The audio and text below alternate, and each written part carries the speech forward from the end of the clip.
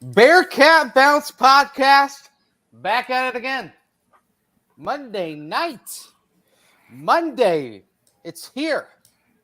There is a lot going on in the Bearcat land, but on Monday nights, all Bearcat eyes go to none other than Bearcat Journal with the Danco transmission, BBP. And that means it's myself, Bryant Young, joined by two guys. Two guys where one I got to get a little closer with this past weekend. One came over to my hallowed grounds of Indianapolis and decided he wanted to 2-2 tango. That means it's no better time to welcome in the two guys joining me, none other than Aaron Smith and Chad Brindle. Aaron, Chad, gentlemen, how are we, guys? I'm hanging in there. Yeah? Yeah. Hanging in there? I'm good. I got to go to camp today. Yeah? Yeah, that was pretty fun. Of course, we'll get into that. But, yeah, we did get to hang out this weekend. You got to meet little baby Brennix. Brennix, my darling child. Whenever I hold a baby, I'm always told to really focus on making sure the head is just real secure. So I'm sure it looked quite awkward, me holding her. I don't really do the football, the tuck and run.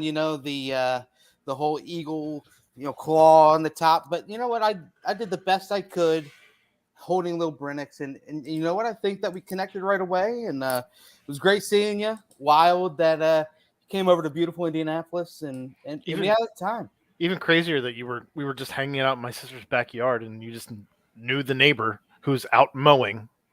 Yeah. Steve, what's up, brother? You think it's a big crowd? You think it's a big city? It's not. Chad, he yelled at Brent, like he just sees Brent and he's just like, Brent, and I was like, what is happening? Yeah. So what else would you expect? Apparently, he knows the whole city. Hey, did man. you go to that person's wedding in a far off place? No, I did not. His brother got married in Indy, but we spent a nice bachelor party out in Hilton Head with him. So we created some stories through that. But sounds about right. Older brother, one of my good friends. Shout out Dub. Shout out Katie. They just had a baby as well. So little Leona. So LJ is what she goes by. Babies all around, man. Babies all around. And you know what? We're going to talk about some baby Bearcats a little later. How about that as a segue? All right. Well done. An eventual segue. But for now, it's baby Brennix. Baby LJ, the uncle of baby LJ was your sister's neighbor now. So, hey, you know what? You'll have to make some more trips back. We'll have to continue with the Bearcat talk because, Aaron, it was fun. It was fun hanging with you. Got to say goodbye. I think my goodbye, I'm going to remember it forever. You might have already forgotten it by now, but he said he remembered you leaving. Okay. Vaguely. There we go. Yeah. It was rough. We were actually in the living room saying bye to everyone else, and we just look outside, and Aaron's standing in the yard all by himself, just staring aimlessly to the sky. I was like, my girlfriend Emily was like, sky, I get twice high. Take a look. It's in a book. Yes. Blacked out rainbow. Yeah. Along those lines, yes. You should have seen him that night when he came to. Dude, they were doing smash burgers, and I think Aaron took the smash quality of the burger and was like, okay, we're getting smashed and we're eating burgers. So did you understood the assignment. I think I had like 4. Yeah. I mean, I got down on some burgers. There we go. You understood the assignment, though. You were all right there. But, he said it was your fault because he was drinking Natterdays, and then you got there and you brought the good stuff. Yeah. And Gumball head. Gumball head. Ready for the good beer. Yeah, Three Floyd's Gumball head. It's a Indiana staple. He had already dove into the whole Sun King, and so I thought I'd introduce him to another Indiana staple, and he enjoyed it quite a lot. And went down easy, huh? It did. We said our goodbyes. It was. We had to go to a dinner that night, so my night was only beginning, but it was a heck of a beginning with Aaron and family. So thanks for having me, Aaron. For and sure. a big thank you to your sister and her husband as well. They were great hosts. So that was my Saturday. But if you did have a little bit of a rough Saturday and all of a sudden you wake up and your car's not really running right, you know what you can do? Head over to Danco Transmission. Get over to Danco Transmission. Tell them that we sent you. Tell them Aaron sent you. Aaron the Smash Man Smashburger sent you. Chad Brendel sent you. Brent Young sent you. The BBP, the BCJ, they sent you $10 off a fix, 10% off your next fix. Anything you want. Just talk to Danco Joe. He'll hook it up. Quick fix, Danco Transmission, Danco Auto Care. But guys, we got to mention it. One thing that is not broken is the football program under Luke Fickell's tutelage. Got to lead with this one, the coaches poll, the infamous coaches poll that everyone affiliated with the Bearcats knows about, except for everyone in the program, or at least that's what they tell us on camera. 22 is where the Bearcats were slotted. Number 22, that is 3 straight years back to back to back that they have entered the season ranked in the coaches poll. Now, this isn't the AP poll, so unless I don't really know, they use AP in front of the ESPN games, in front of the names of the teams. So this is probably just one that you can throw your hat in. But 22 in the coaches poll for the Bearcats. 23rd was Arkansas. Houston, the other AAC team and future Big 12 team, at 25. The Bearcats opened up at number 10 in the coaches poll last season. And then in 2020, they were also number 22 in the coaches poll to begin that year as well. Guys, just your initial takeaway when you saw the rankings. Obviously, Chad and Aaron, you were both at camp. So was there kind of just looking at your phone and a little subtle mentions here and there? Was the general consensus that that there was what's that? Richard Smiley. Nothing brings joy to Brent's life than weddings. Yes. Oh, what are these googly eyes? I don't know. I was just going to say thank you to Richard Smiley for the donation. Thank you, Richard Smiley. And Chad and Aaron, 22 in the poll. What was your initial reactions? Yeah, what's going on? I can tell you're distracted.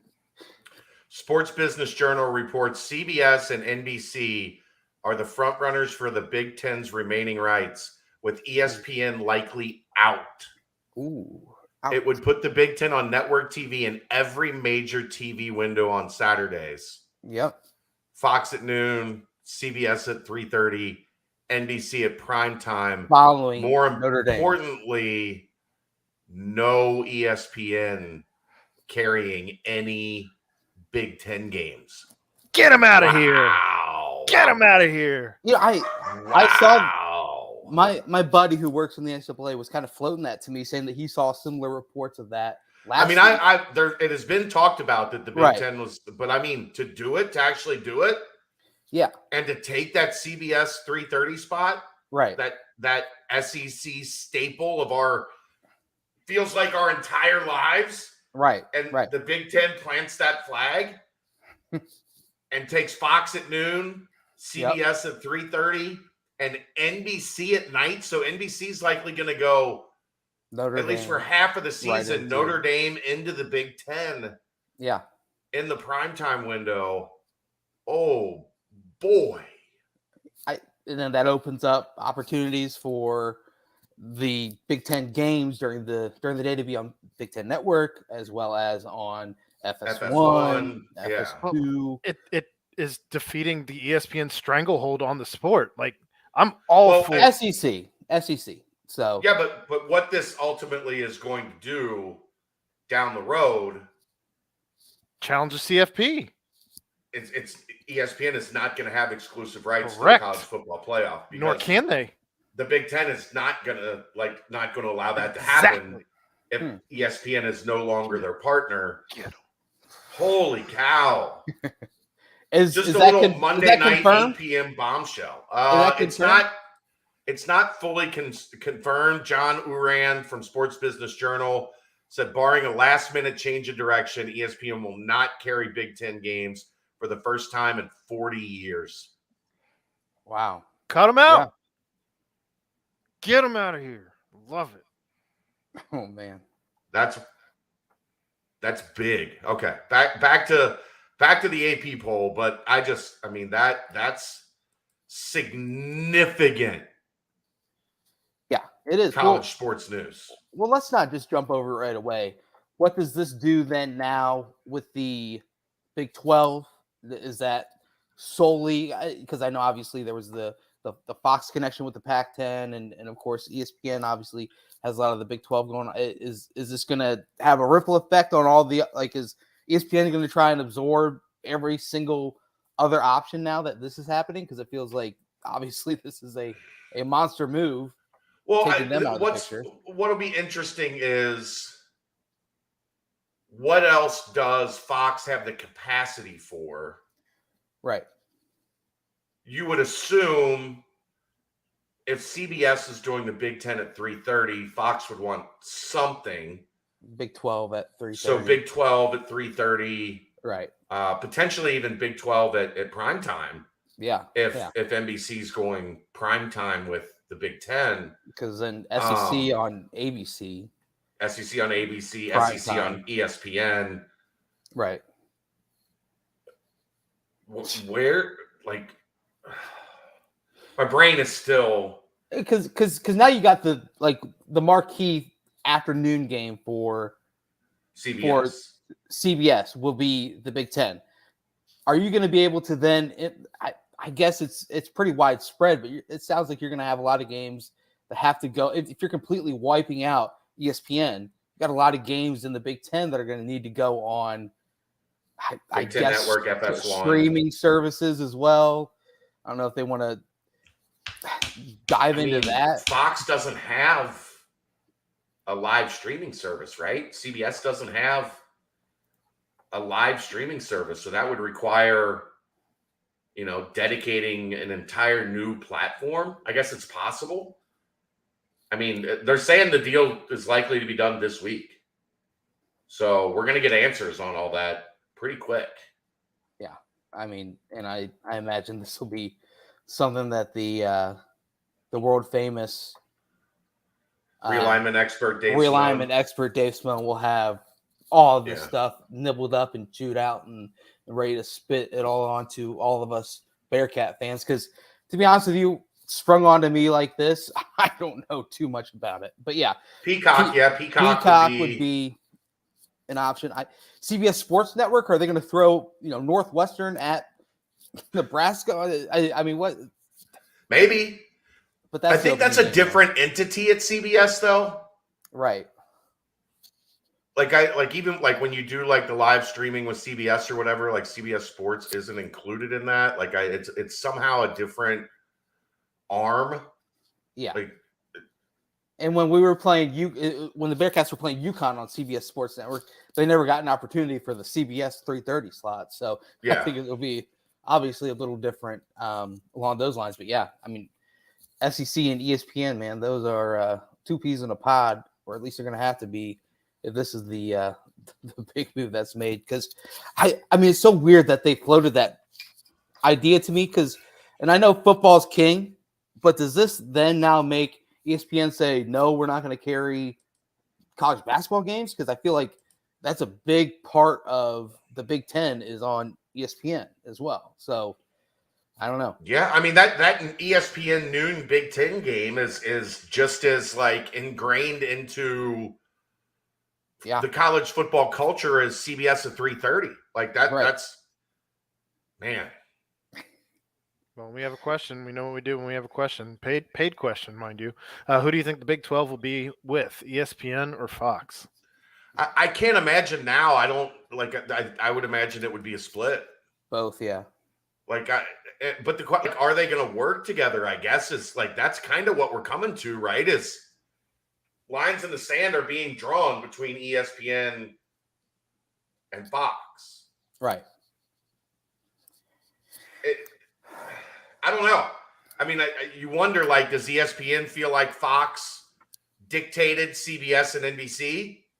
Well, and said to the Big 10, I just ESPN. I want to point out that to me, it sounds like the Pac-12 got hosed by the Big 10 again. Well, yeah, we've talked about this, the the Pac-12, Fox had basically already told no to. Right.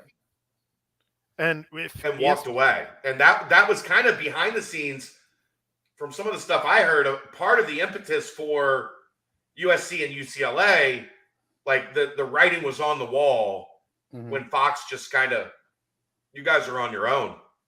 And if literally the Pac-12 has nowhere to go now except ESPN can lowball the shit out of them. Yeah, because where are you going to go? Right. As the famous Bill Castellini once said, where else you going to go? Where else you going to go? Who else? There was a lot of people like Stuart Mandel this morning was like the Pac-12 exercised the extension in their negotiating rights. That's not how that works, Chief. Or John Wilner, I think, was the one that originally floated it. Okay. Like, the conferences don't call the networks and say, hey, can we extend our exclusive window? That's like I saw this, I think, on the Twitter replies. Somebody was like, that's like a free agent. Like a person, free agency starts at midnight, August 1st. And a player is like, you know what? I'm going to extend my deal with this team just, as I'm hitting free agency and about to go get paid. Right. I'm going to go back to this team for less money just because. Like, that's not how any of this works. We're finding out why ESPN was willing to extend that window with the Pac-12 just to kind of keep them on ice for a little bit longer as all this plays out. Like, holy cow. So Jason Shear, who you guys had on the BCJ pod, did a really good job last week. Yep. So he said 3 hours ago, my Monday prediction, which is likely to change at any moment, is the Big Ten shuts out ESPN or gives ESPN very little. ESPN then forced to overpay for the Pac-12, and there's an unequal revenue sharing based on success. He said it's just a guess, so don't attack him. But I mean, I guess it could go either way. I don't know. I mean, if here's the thing. If ESPN literally has the SEC and ACC pretty much on lockdown, right? They're not desperate for Pac-12 content. Like, yeah, right. They're not, and they have the American, which they pay pennies on the dollar for. Right. Throw them all on plus. I'm just saying that they can throw in any ESPN2 game or like whatever. ESPN, right. I don't know that they're desperate for the Pac-12. I think that'll be interesting to see. But man, it makes the Big 12 upcoming negotiations really interesting because Fox is seen as like, a legit partner of the Big 12 more than ESPN, I think. Right. I guess my question would be, if you're one of the Pac-12 schools that isn't getting the high equal revenue share, why would you even sign the GOR? Well, yeah, I don't think they're in a position to force like Oregon and Washington to sign a grant of rights. Yeah. Well, anyone for that matter. Like, why would, if you're one of the if you're Oregon State and Washington State, like, you'll sign anything. Yes, sure.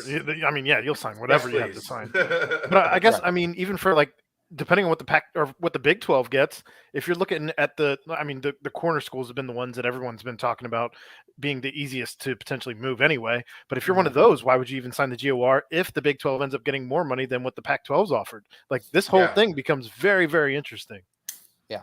Also what this boils down to is the fact that Big Ten just, obviously showing their strength with that 3:30 CBS spot. But then again, if you are the game right after Notre Dame at that 2:30, 3:30 slot that Notre Dame is at, and then you're broadcasting that nightcap of the Big Ten game of the week, and supposedly they're going to produce it like it's Sunday Night Football and kind of have a lot of hype around it. Well, Notre Dame fans are going to be able to if they have the Irish on their television, if they're not there in person, then they just slowly continue to watch the TV and roll into the Big Ten. And I don't know. I think it just opens up another door, obviously, for Notre Dame and Big Ten, those connections and seeing where they lead, obviously, if they have those back-to-back slots. But Brent, I mean, like, how much stronger does this make the relationship with Notre Dame and NBC now? Right. It doesn't. I mean, I agree. I think it lessens it a lot. But no, I don't. You think it strengthens it? Yeah, because now I think NBC was less of a factor as a college football viewing destination. Right. Because the only thing they had was that standalone Notre Dame game. Right. Right. And now you're going to be driving that traffic to NBC a lot more regularly. True. And guess what, man? That weekly primetime Big Ten game on NBC, like that's going to be worth some dollars. Yeah. And they're not putting Northwestern versus Illinois in that time slot. Rutgers and Maryland at 8 o'clock on NBC. That's not how it's going to work. Ohio State at USC. Right. Yeah. UCLA, Michigan. Like those are going to be marquee matchups.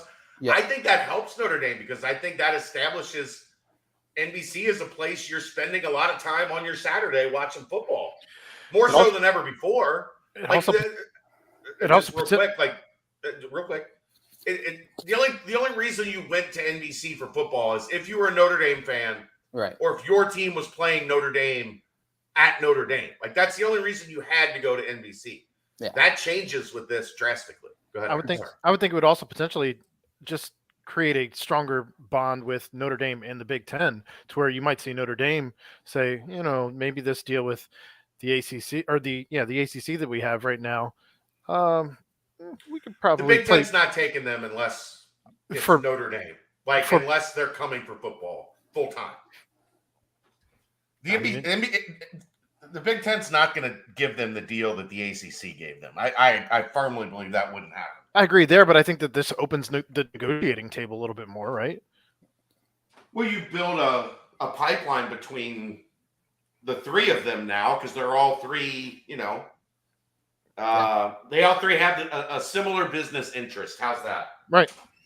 And also, I think this now makes Peacock up there as one of the bigger streaming services, kind of like an ESPN Plus. Hopefully it forces Peacock to, I don't know, make their user interface a little bit better than what it's been, because it's not good. Amazon Prime up there, as I saw, which is Amazon Prime Video or whatever. So, hey, it's all a learning thing for these guys. But, man, that's quite the interesting bomb drop there right before the start of the show.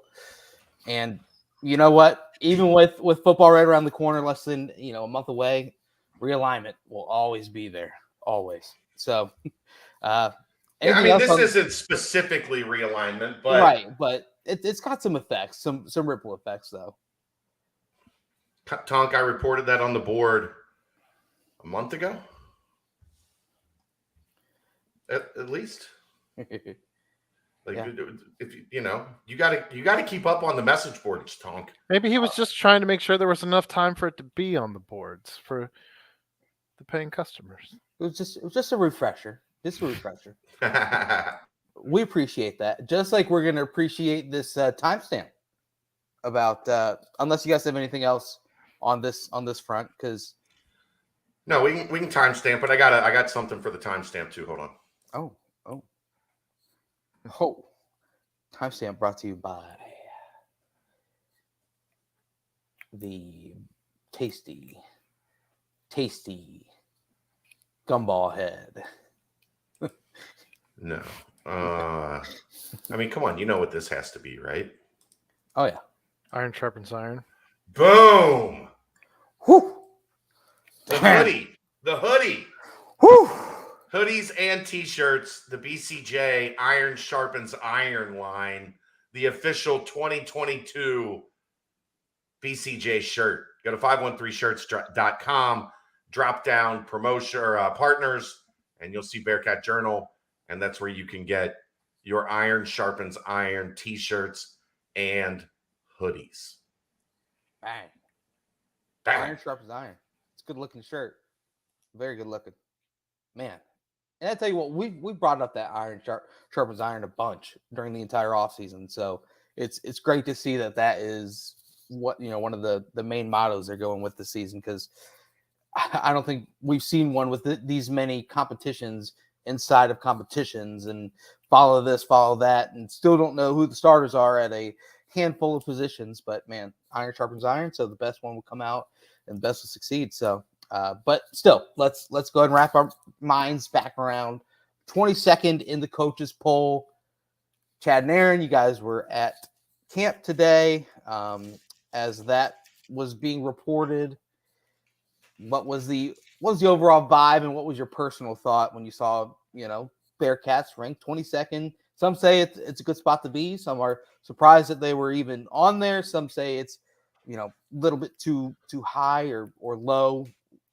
It's hard for me to say that, like, high. I mean, they should be lower at like 17, but I think it's about right. Semantics. I think it's about where I would have them. Right. Above Houston? I think they're, I've talked about that a million times. I think as of right now, going into the season, one, because of their schedule, and two, because of their quarterback, I would pick Houston first in the American. But if I had to, looking forward, predict who would win a championship game between the two in 4 months, I would bet on Luke Fickell over Dana Holgorsen. Above Arkansas? No, I think Arkansas is too low. I'm just talking about the range Cincinnati is in. Somewhere in that 20 to 25 range. Yeah. What this tells me, though, the level of respect for Luke Fickell is growing in the coaching profession. Oh, yeah. Yeah. That's what this tells me. Yeah, I think that's the main thing to point out, is that this is the coaches poll, the AAC conference preseason poll. That was media. So it's not us. We didn't get invited this year. We did not. We did not get to draw out of the hat and make the selections. But what about the rogue Texas first place vote? Oh, that had to be somebody mocking like "Is Texas back?" Texas thing, is right? back, baby. Or maybe they just drew names out of a hat. Also, I mean, I hear that's the hot thing to do. There are some, yeah. It's catching on. It's a trend. They saw Arch Manning commit, and they were like, "Oh, Texas is back. Give them number one."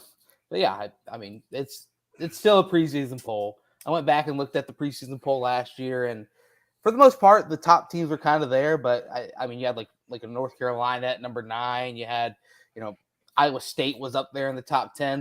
There's still a lot of discrepancies among, Clemson was second, I believe. So still, there's a lot of things to take out once you see the coaches poll. But I think the main thing that we should take away is that, the respect is there, and this is a coaches poll. So that means coaches take a look back and they say, hey, yes, they lost nine players to the NFL and a couple other really talented players as well to graduation. But you know what? They've got a bunch of good players replacing them, some highly rated recruits, and above all, Luke Fickell and his staff are a phenomenal group of coaches, and they've been able to build this and something that's going to sustain instead of just be a one-hit wonder. So 22nd, I thought it was solid. I'll take it. I'm interested to see if the AP agrees. I don't know how accurate the two of them are as far as the preseason part goes, or how close they are, but they seem to be pretty closely related throughout the years. But I don't know. I might see Arkansas a little bit higher because of the AP. I think, based on as good as their quarterback is, I know they lost a pretty decent amount from their roster. Yeah. But they hit the transfer portal pretty hard. I think Sam Pittman is a really good coach. They have a dynamic quarterback. Like, I think they should be 15 to 17, like somewhere in that middle of the poll range, more so than back at like 23 or whatever. Yeah. I started looking at Arkansas a little bit, and obviously Treylon Burks is a massive, massive loss. And they lost a lot of defensive players as well, but they return a lot on top of it. Bumper Pool is the fun name to say, and we're gonna keep saying it. He's back, and he's gonna be Gary Bertier in the middle, which is something that Dave retweeted. I thought it was hilarious on their board. But remember the Titans coming out the game 1. Remember the Titans will be there. Gary Bertier, and they've got a tight end that's a defensive end that's great as well, but we'll see. I do think that the SEC bias might boost them up a little higher on the AP poll. and then Cincinnati will probably be in the same area, I would imagine. I was interested to see 2 AAC teams in there, to see Houston sneak in there at 25, but they're probably the one that has all odds to run the table with their, very not tough trash. Are they really, garbage? Are they really AAC schools, or are they future Big 12 schools? For this season, I think the correct term is AAC, but I think all of us can agree to disagree. From here on out, we can call them future Big 12 schools. They got to recruit people knowing that they were going to be Big 12 schools. Right. But in the near future, they didn't have a date at that point. But I think it's time. I mean, they're not fighting to play in the Big 12 championship game this year, sadly. But yeah, no, I agree. Within the circle, we'll call them future Big 12 teams. How about that? But I think the correct term is AAC teams, sadly. But only one more year of that, so we're gonna move on. That's good. Uh-oh. Yeah. Tonk. Got a little something for us. Who's coming to Arkansas with Danco, Joe, and I? You going, Brent? You know what? I'm sure I might end up there. Who knows? I got to move some things around, but weddings. We'll see. We'll see. It might be. Hopefully, it's not the same beginning to the season like it was last year. No Ireland trip, so that's a plus. But it's in the cards. Let's just say that. Nothing official yet. Danco Joe, not Dance Joe. I love it, Tonk. Thank you. Anything else with 22nd? I mean, obviously the AP poll is the one that goes in front of the team name, which some people really, really love to see. So this is it's good to see though. 22nd, back-to-back years. Gotta hope it's the same for AP. Is that your segue into team names? Team names. Things getting renamed? I don't know. I don't think so. Team names. What are your team names? I guess. Well, there was a new name, naming rights sold today for Nippert. Oh, not the actual Nippert Stadium, but I thought that's where you were going with this. Pavilion. No. The what is it? The third floor pavilion. Yeah. I did not see this. Is there a new name? Here it is. Let me pull it up. Gravity Diagnostics, which is the company that handled most of the COVID testing for the athletic department. Okay. Is now a 5-year naming rights contract on the West Pavilion 300 club level at Nippert Stadium. As part of the deal, they are also donating $50,000 to the Next Level Success Fund, which is the Day One Ready stuff. Okay. Yeah, I did not see that, so that's good. Yeah, anything NIL or anything related, we'll take it. That is awesome. GMAC will be at the Arkansas game. There we go, Tonk. There we go. But before the Arkansas game, there is a bevy of practices. You guys were at fall camp today, both of you. Aaron, looks like you got a nice tan at camp today. Mm-hmm. Looking good. Very nice. But now the question is, Aaron, now that you are able to get eyes on the team in a practice setting, past the offseason workouts, all the new freshmen rolling in, the quarterback competition back and forth, so many different storylines. But what was it that kind of caught your eye, just in general? The one thing that caught your eye the most coming out of camp today? So I was concerned at one point. Okay. And I looked at Chad and I said, should I be concerned that the offense is just dumping it off play after play after play after play? Okay. Or should I be impressed with the defense? Like, what's going on here? And Chad's like, they're not forcing anything. They're trying to make sure. It actually wasn't it.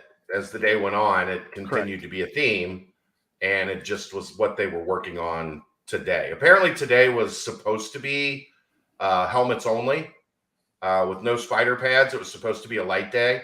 Okay. And basically the O-line and D-line said, we're not going out there with helmets only because then we can't we can't mix it up. We don't get to really play. So they kind of forced the hand of the staff to put the spider pads on so that they could compete. But the point of practice was to kind of work on, outside runs and swing passes and, crossing routes and stuff over the, stuff close to the line of scrimmage. Right. Installing a lot of they went through a lot of the first 7 or 8 periods today were heavy install stuff. And then they took the install stuff and ran it in team just to get live reps after install. So it was a little weird at first, like Aaron said, because everything was, and a lot of times too, when they do those early team periods, early in practice, it's a lot of run fit. That's when they typically do run fit, or they'll do blitz, stuff along that lines. And then later they go into the full offense, but they kind of stuck with the theme today of, drilling down on a lot of the, 1st and 10, 2nd and 8, type of stuff to set up 3rd and 4, stuff like that.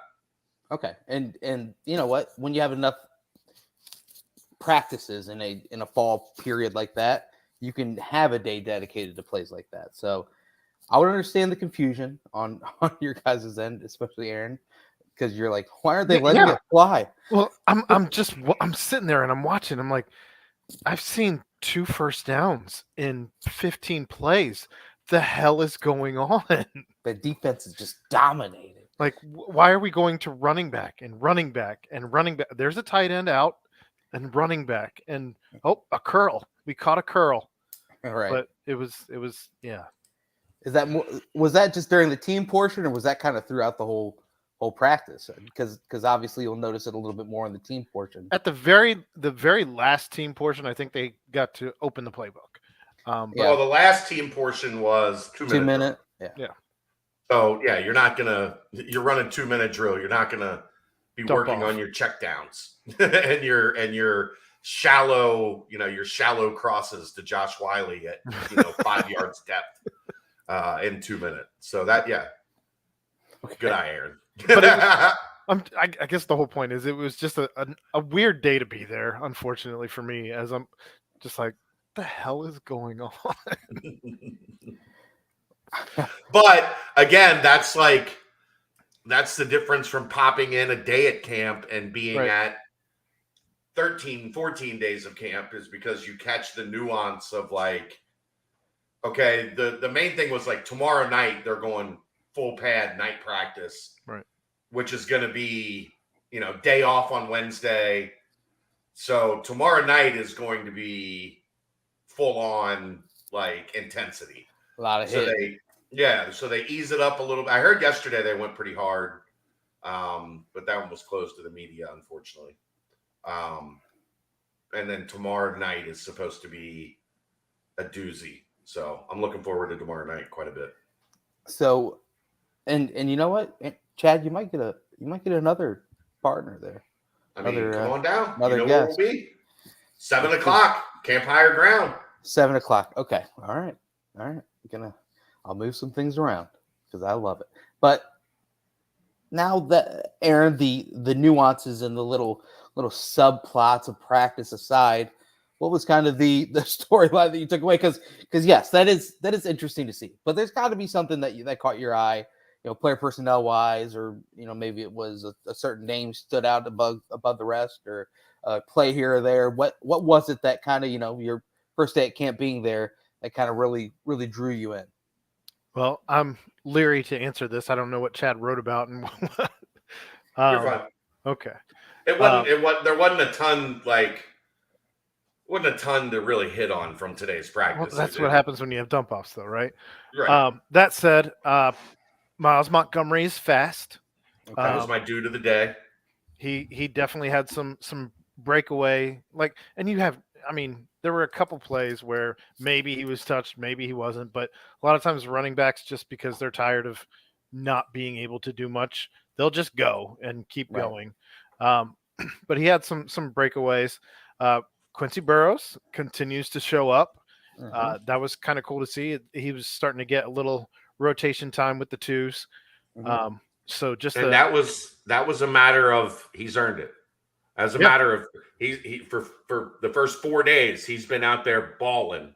Yeah. And the staff said, "Hey, we got to give him a chance and let him see what he looks like with the twos."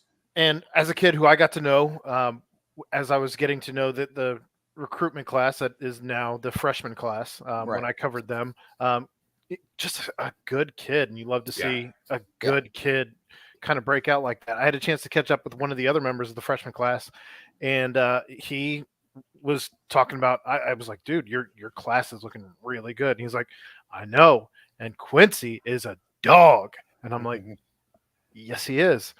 He said, this particular kid was one of the members of the defense. And he's like, I said nothing. I didn't bring up anyone's legs. And he's like, I wish I had calves like him. And I was like, huh. You're a leg guy too. Weird. Very weird. Didn't bring up a thing about legs. And he's like, I wish I had calves like him. And I'm like, and then did you say no, because I wasn't going to make it even weirder. Like, I've talked about his legs at length, actually. Well, now it is very weird. It is very weird. I agree. Well, now it makes sense why you were digging me so much on Saturday. My calves were out and about, and get out of here, man. And they're supposedly one of the best in the Midwest. So,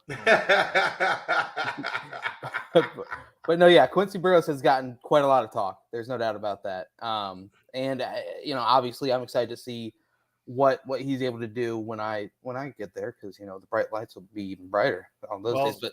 But joking aside, another kid from the freshman class though that continues to make plays.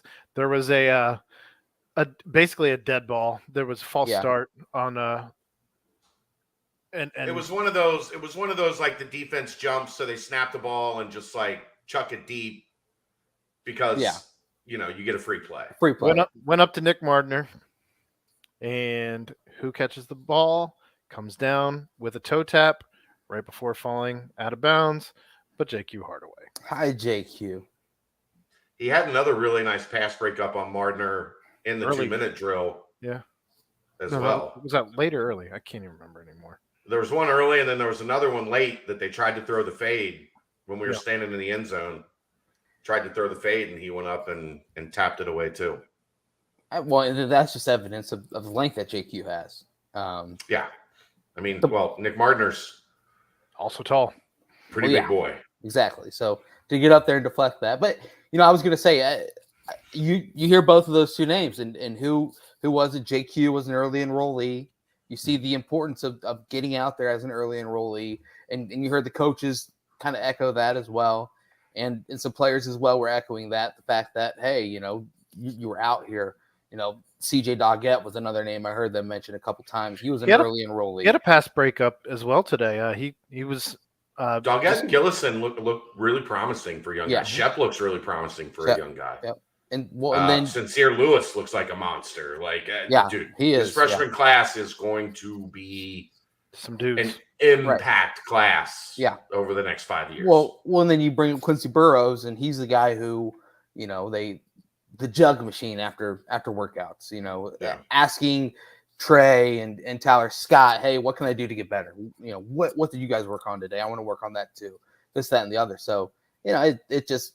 You put in the work and the results will come. And if you're a high level talent, like this staff is recruiting at this point, then sometimes it doesn't take too much extra work for you to start really making an impact and kind of starting to touch the potential that you already have. So, both of those players obviously are some names that have been mentioned quite a lot, which means they'll probably be mentioned throughout the rest of their careers at Cincinnati. So I'm excited to see as they continue to make things work, because a long receiver like Quincy Burroughs with short twitch, which is what I believe Tyler Scott might have said about him. He's got some short twitch in him, which is important to have in a wide receiver.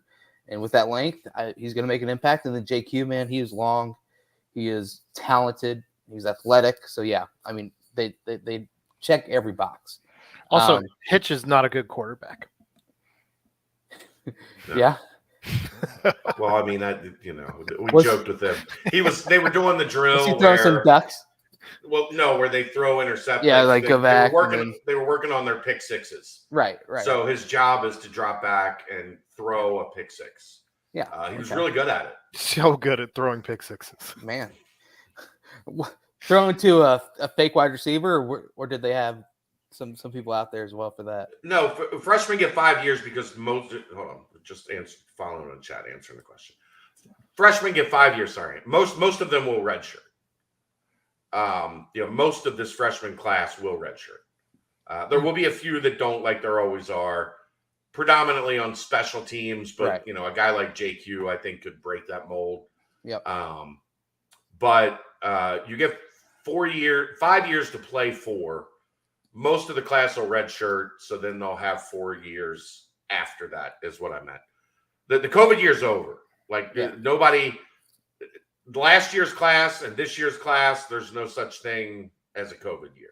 Right. That was just any player that was eligible and on the roster in 2020 that gets a COVID year. I hope that clears that up. Sorry. So now it's back to the whole, once you hit 5 games played, an appearance in 5 games, then you are no longer eligible for a red shirt. So that's back in full effect, which would probably fall in line for a player like Quincy Burroughs and a player like JQ. That's going to be interesting, man. If they push the envelope at the question for him will be special teams. Right. If he can, I don't think he played a lot of special teams in high school, and he obviously isn't a defensive guy. Right. So are you going to burn his redshirt year? Right. He's not going to play special teams. I think he was a kick returner, punt returner. And I think he actually also that's not what I'm talking about. Either place kicked or punted or maybe both. Okay. He's not going to do any of those things. No. I'm talking about punt coverage. I know. Punt return. I just want to say he wasn't able to be a gunner because he was doing other things. Right. Fair. Well, it would be how Alec Pierce, exhausted his freshman year of eligibility. It was kickoff. He was a gunner, and he was a great gunner. Right. So, yeah, I don't know. We'll see, but definitely JQ. I think that is long gone. I think that barring any unforeseen circumstances, I think it's a matter of when. Safe to say, right? But yeah, so and when might be sooner than week 4. Soon.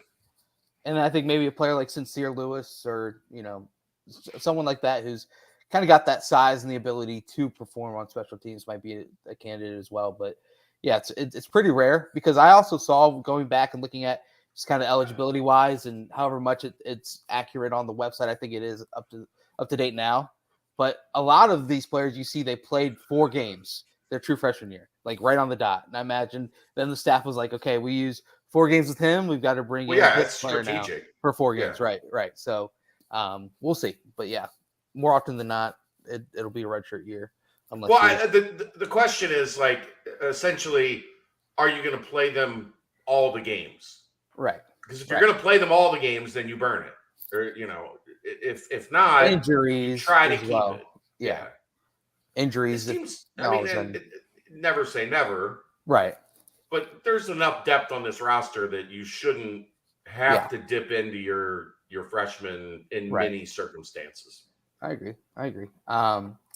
We also saw so JQ's been here. He's name called quite a lot, and then he started to dive into the whole competitions all around the board. I'm not going to start with the quarterback one. We're going to round ourselves back to that. But Aaron, you got a chance to look at the running backs. You already mentioned Myles Montgomery.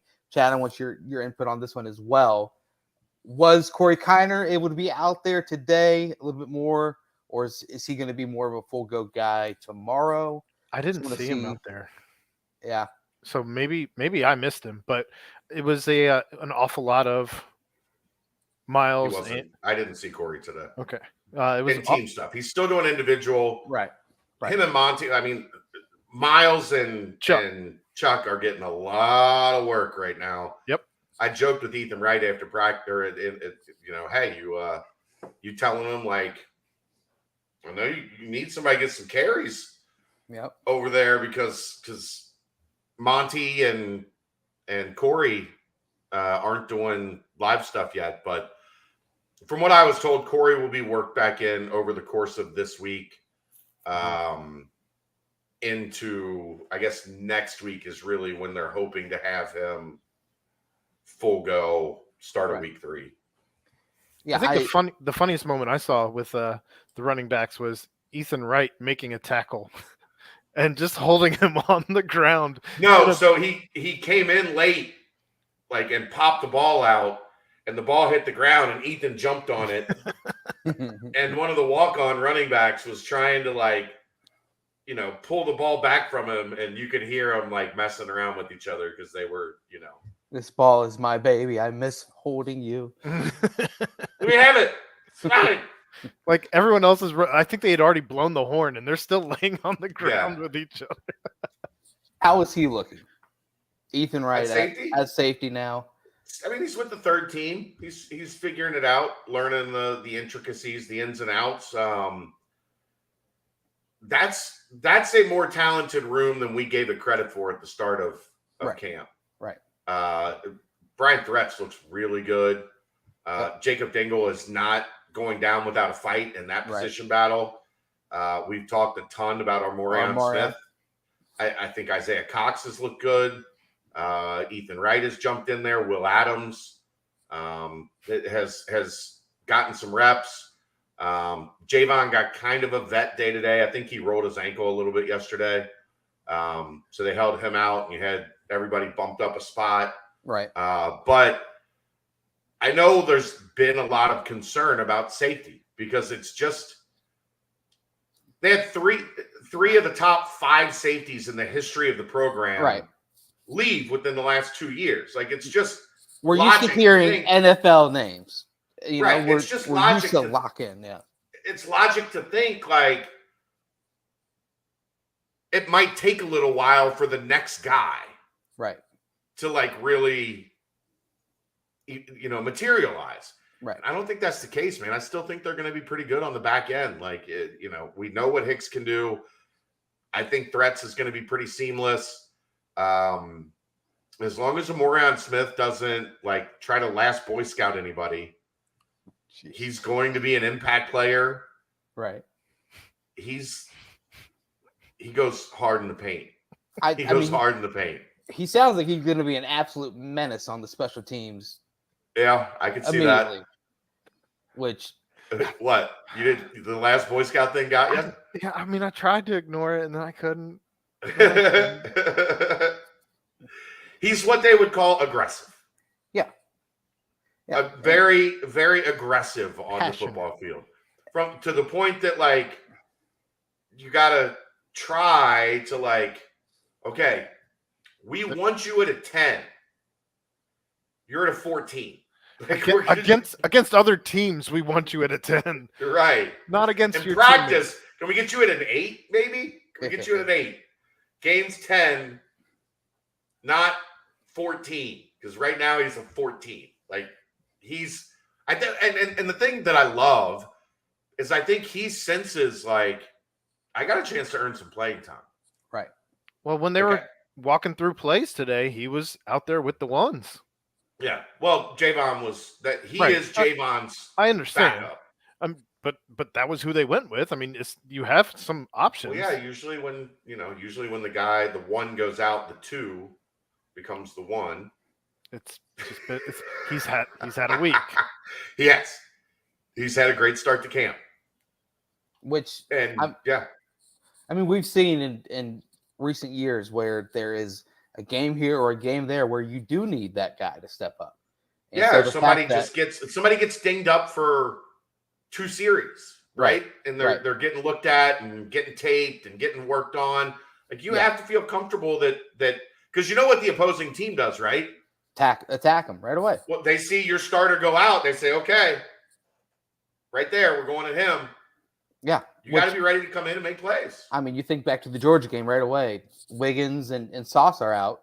All of a sudden, you see the eruption of Brian Cook, and you see the further validation of Arquan Bush. So yeah, they went at him with Pickens, which there wasn't much. That guy made a couple great. He made some ridiculous catches. Yeah, but they went at him. Yeah, like they went right at Arquan. They went right at Cook. Going at Cook was a mistake. I mean, both of them had some big hits. Yeah. They learned very quickly trying to pick on Brian Cook was an exercise in futility, if you will. Absolutely. An exercise in pain based on the way he hit in that game. There we go. Well, that kind of covers the cornerbacks. You mentioned those. JQ, obviously, a meteoric rise that just continues to go. I'm interested to see one other JQ thing. It was funny. Lance McAllister was there. Lance and Mo were both there today. Right.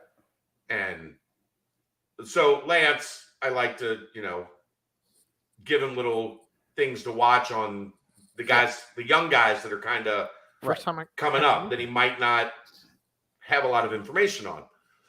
So keep an eye on Six and Black. And at the time, JQ just happened to walk by, like on the outside. They were doing the opener. Yeah. There was a big mass of humanity, and JQ was walking over to like where the DBs were. And he looked instantly, he's like, who the hell is that? Right.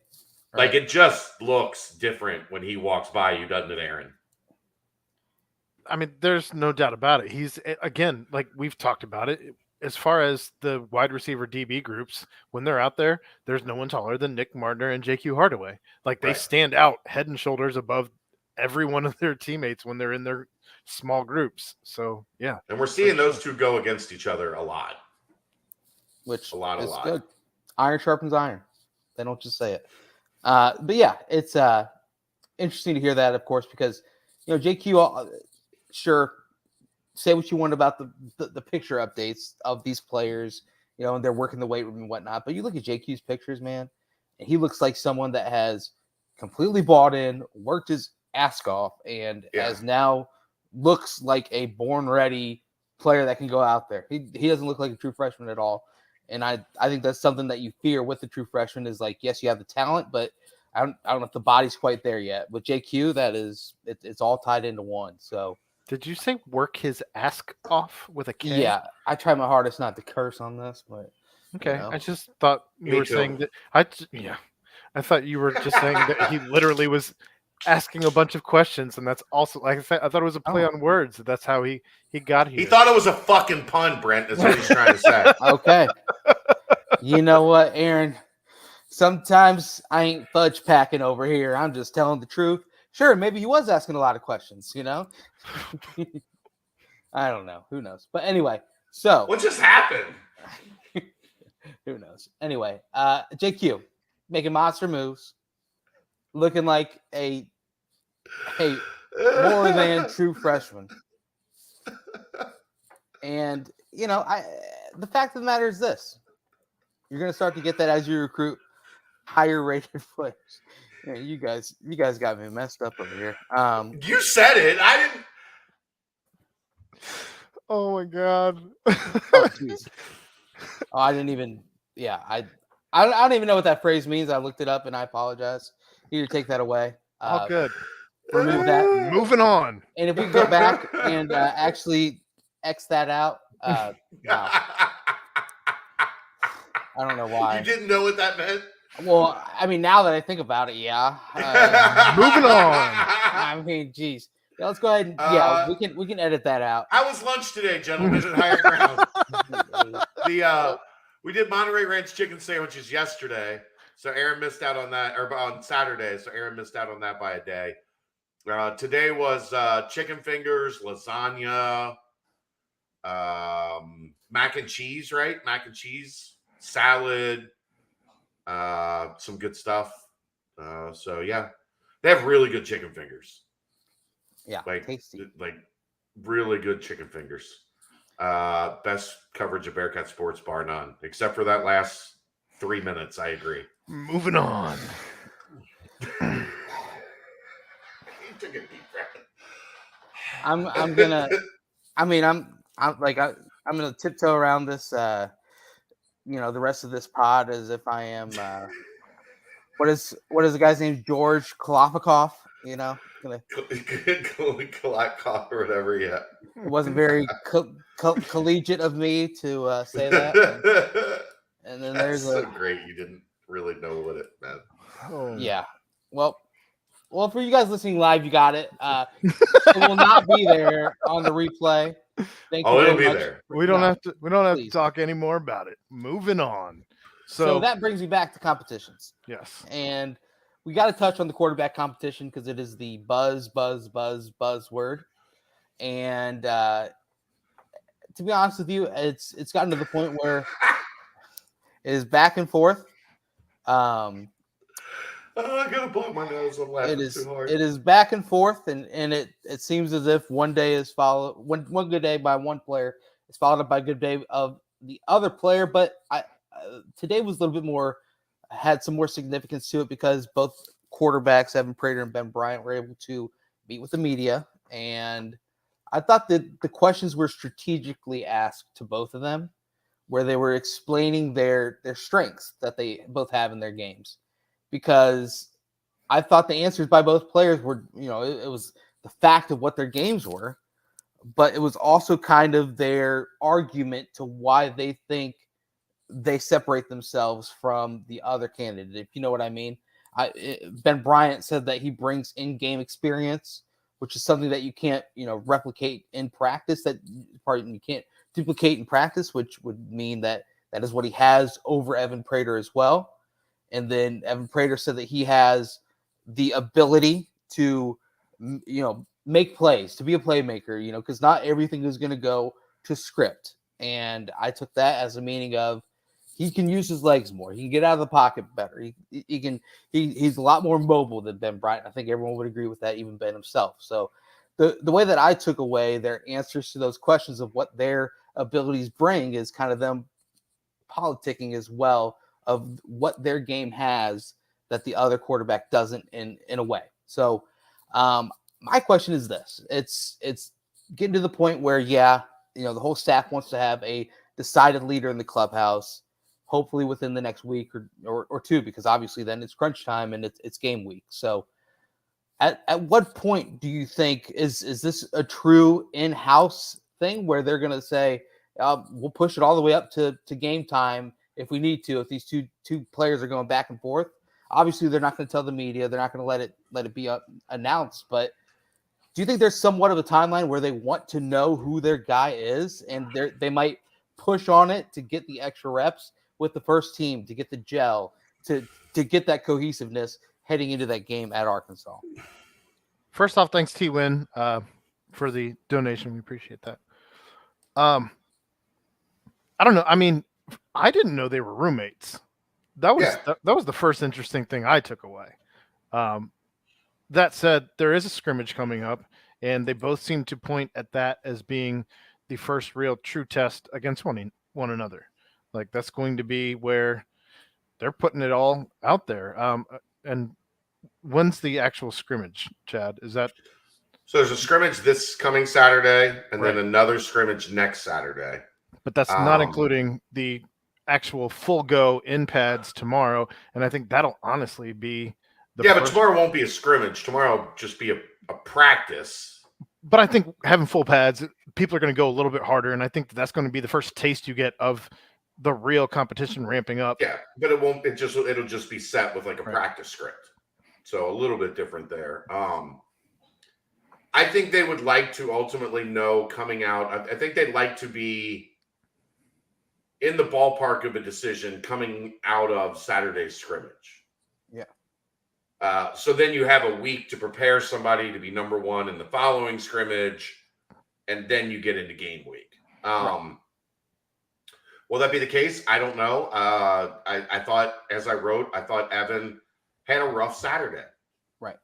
From everybody I talked to that was there on Sunday, he bounced back and had a really good Sunday. Yep. Today was hard to tell because, like I said, there wasn't a lot of meat and potatoes. Right. To today's practice, it was a lot of fine tuning. Yeah. tomorrow, I think it's a big day for both of these guys. Yeah. You know, you got to, like I said, you got a day off coming up on Wednesday. I think tomorrow night is an important practice in this process too, with the pads on. Not live, but it's about as close to live as you're going to get in a non-game setting, I would assume. Especially like, here's what tells me that tomorrow is going to be a really good practice. They usually treat days like they did today before scrimmage, right? Like, we know tomorrow we're getting after it. So let's pull back on the reins a little bit today, because we're going to be asking a lot of them tomorrow. Right. Just do a whole bunch of dump offs. Yeah. A whole bunch of crosses and drags and, 4 first downs all day. Yeah. Aaron was really worried for like the first 30 Half minutes hour, of live periods. Yeah. He's like, what is happening? Am I seeing this right? Is this I've heard of being conservative with the ball, but what's going on right now? Right. Nobody wants to throw a pick, so we're not going to throw anything past 8 yards out. Right. Yeah. For me, it's I just think the ability to have some sort of cohesion leading into that game is more important than truly deciding who is the better quarterback, immediately, because you've got to be able to be clicking on all cylinders heading into Arkansas, or else you could find yourself down early and now all of a sudden you're scrambling. You've got to be able to kind of have that, that script of a first couple of series down, something that you're going to look for, leading into it. Sure, you might have the opportunity to have both of them play throughout that game at some point, but I think it's just so paramount to come out strong against Arkansas at Arkansas and kind of go punch for punch. And I think you need to have someone who's been there at quarterback, established with the first team, in order to make that cohesion work. So hopefully the separation does start to happen, but we'll see. The other thing I wanted to say is that, Ben said that his strength is the fact that he has in-game experience, and the fact that he is, it's something that you can't duplicate in practice. Could you say that? I feel like that would be Evan's strength as well, is when the physicality amps up, when you have the ability to scramble and pick up yardage and get out of the pocket and avoid sacks and use your feet to make plays and be a playmaker. That's something that also can't be duplicated in practice. So the whole in-game experience, you don't want that to be probably at Arkansas for the first time, but if he wins the battle, then that will be where it is. I don't know. I just think that the in-game situations would kind of aid to the skill set that Evan has.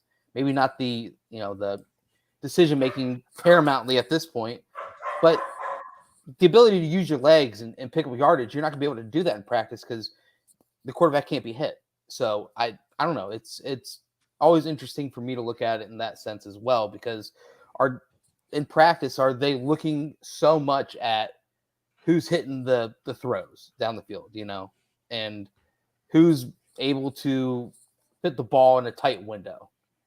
You know what I mean? I don't know how you can duplicate what Evan brings on a Saturday with his legs. Thoughts on that? Yeah, but that's what everybody that has a mobile quarterback has to deal with, right? There's no way to simulate live without going live when the quarterback is in a red jersey and can't be touched. I think there are definitely ways to judge some things. Yeah. I think on Saturday, Evan was getting frustrated that he was struggling. And by the end of practice, he was looking to take off. I don't think that's not what you want to see, right? Right. You want to see him escape if escape is necessary. You don't want to see him make a read or two and then just be instantly looking to get out of the pocket. Right. So I think when you go back and you watch it on tape, there are ways to is Evan doing things the way that we want to do things in terms of his running ability? We haven't really seen them work on a bunch of like read option stuff yet either, which I would think as we get the pads on, when Evan's in, you're going to see more of that as a, legitimate, like, this is what we're going to want to look at when Evan is running the show. Well, when he talked today too, he mentioned that's the quarterback who he was in high school. I'm always looking to use my legs first. Sure. And so to get out of that's that what mindset, I said Saturday. I said he looks like high school Evan. Yeah, I mean, and for him to want to try and get out of that mindset, I can't imagine that's the easiest transition to make. You have to, obviously, if you want to win the job. Because in high school, he's more athletic than everyone on the field. Yeah. In college, that's not the case, man. You're going to try to get out of there at one point in time, and there's going to be a Brian Cook looking to take your head off, make you have a really bad week or two. Right. Minimum. Like, looking to make you really sore on Sunday. Let's put it that way. Yeah. Right. Exactly. I don't know, that the whole part of that is fascinating to me because there is no way to show what an all-out, scrambling quarterback of Evan's caliber can do, because and there is ways in practice to show that Ben Bryant can squeeze the ball in a tight window. You know what I mean? So that's sure. That's interesting because you hear Coach Goodwillie talk about it a lot, how he is setting up different scenarios for both of them, to adhere to their skill set. So they're doing it and they're figuring it out. And you heard Tressel also mention that both of them bring a very difficult skill set to combat against. And how about that question today, which I think when that question was initially asked, I think it was asked as a joke. And then all of a sudden we were in interview form. Like, right. People were not even with their cameras all the way set up yet. And that question was asked and he just went right into answer form. Someone said it like off the cuff and then he like stood in front of everyone. Okay. And everyone was recording immediately. And Tressel's one of those guys, he talks ball, right? He came up to me and Justin at lunch the other day, and it's like the formalities weren't like just we're talking ball. Like that's who he is. Kind of that's how he's wired. I imagine being a member of that family, like they just threw you a football, like as soon as your eyes open, catch. Like it might have been one of those little like toy little things, but but you're getting a football. Yeah, you are getting a football, and I thought it was interesting. Obviously, this just the touching on the Tressel family is how much they do love special teams. So that was another thing that has just rolled through Luke as well.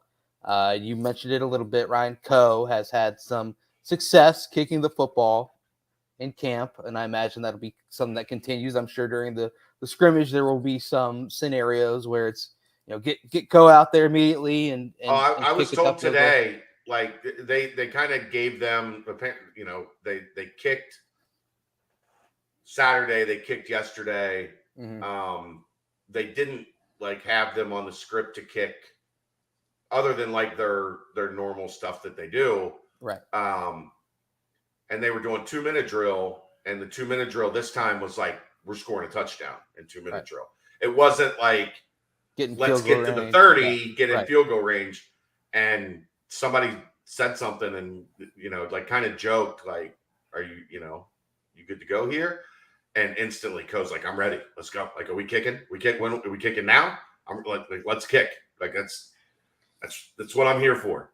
Right. He seems so much looser at camp than he did at all during the spring too. Now that he's brand new. Well, and now, I was going to say, now that he's gotten to know his teammates and what have you, like, I feel like he's very charismatic. Like the guys all look to him for the joke, for a comment. Like it was kind of cool seeing him interact with the special teams a lot today. I get the feeling that like he kind of realizes. I don't think I don't think kids understand when you commit to this, like Brady and the Clifton style, like what that means. Like that actually has a tangible, real meaning. who those guys are, what the weight room is about, like the camaraderie, the way that they do things. I don't think that's something you can fully sell in a recruiting pitch. And I think there are some guys like Ryan Coe that, like, when they get into it and they're like, oh my God, I am home. This is the greatest thing ever. Well, there was a new sign on the dorms that I hadn't noticed. I didn't notice it last year. But it said something along the lines of do anything the same way that you do everything. Everything, yeah. Those are all, they do those all new year to year. That's what Metz said on the Let It Fly. Yeah. Like, it's all messaging. Mm-hmm. Yeah. It's all brainwashing these kids. It's just Luke Fickellisms. Yeah, it's just like, here's the thing. Here's what I love about all that stuff. Just be us, iron sharpens iron, do everything as you do anything, like all of that stuff. Yeah. It's not corny. No. You know what I mean? Like, it's not the Butch Jones, like, hold the rope and brick by do brick. Your job. Yeah, like, it's there's actually like some thought into why they want to use that for that particular team. Yeah. There's some thought into, like, the messaging of, like, this is who we think, this is what we think about this team. Let's come up with some messaging that's going to resonate with these guys. Not just like going through a cliche book. Well, yeah. I mean, because the team is, they know who they are, where they lost so many players last year, and they know that. But they know they're also super talented, and they know that they can't be last year's team. They have to be themselves. And that's my favorite thing that you keep hearing. Wiley was answering questions that way. Huber was answering questions that way. Just, last year was last year. We lost a lot, but we just have to be who we are this year, and just be this team. And I think the more that you buy into that, like you're saying, instead of just like, hard work beats effort or effort. Bring your lunch pail. Right. Like, it's not, and that's been the Luke Fickell thing and the Brady Collins thing from the start. None of it is corny. None of it is obvious bullshit, I guess is like the best way to put it. Yeah. Because so much of that stuff is obvious bullshit.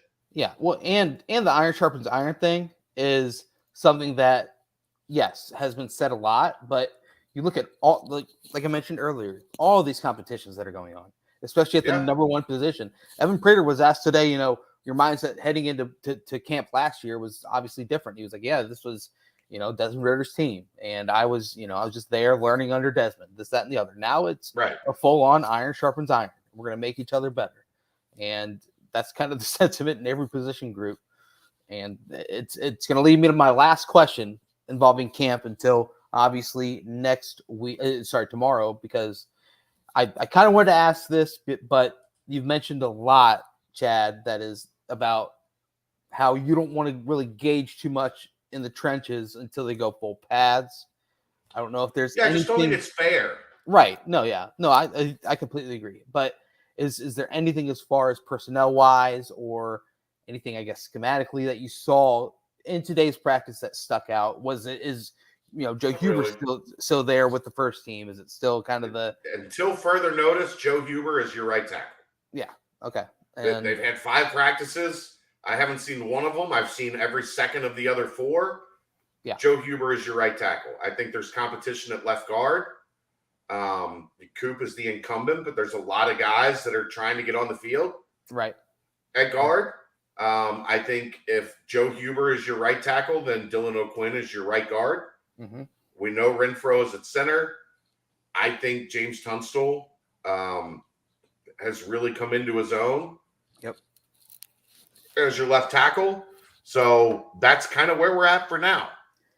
Right. And just as it is at every position, there's still 2 weeks left before things probably need to be completely set in stone, or at least a week and a half. So we'll see. But yeah, the Huber story is fascinating. Just seeing all the different things that people have said on the board about, obviously his wrestling background, this, that, and the other. It just seems like the type of player that Mike Cummings recruited to Central Michigan, where it is kind of a larger, mold of clay, and you're able to kind of form it into what you want and have him, learn under you and fill out his potential. You saw the same with James Tunstall saying that he was recruited by Mike Cummings as well in your interview with him, Chad. So I think you're starting to see a little bit of the fingerprints of Cummings on this squad as well, which is something you wanted to see. So more will come out in that group tomorrow, obviously, as the full pads come on. But other than that, anything else in closing? Aaron, was there anything else from camp today? Any... Just as you're talking about the trenches, I was just going to say it was noteworthy to me that they were talking about the defensive line and how, while it is a group that includes guys who have been here for years between Briggs has been here. This is going to be his third year.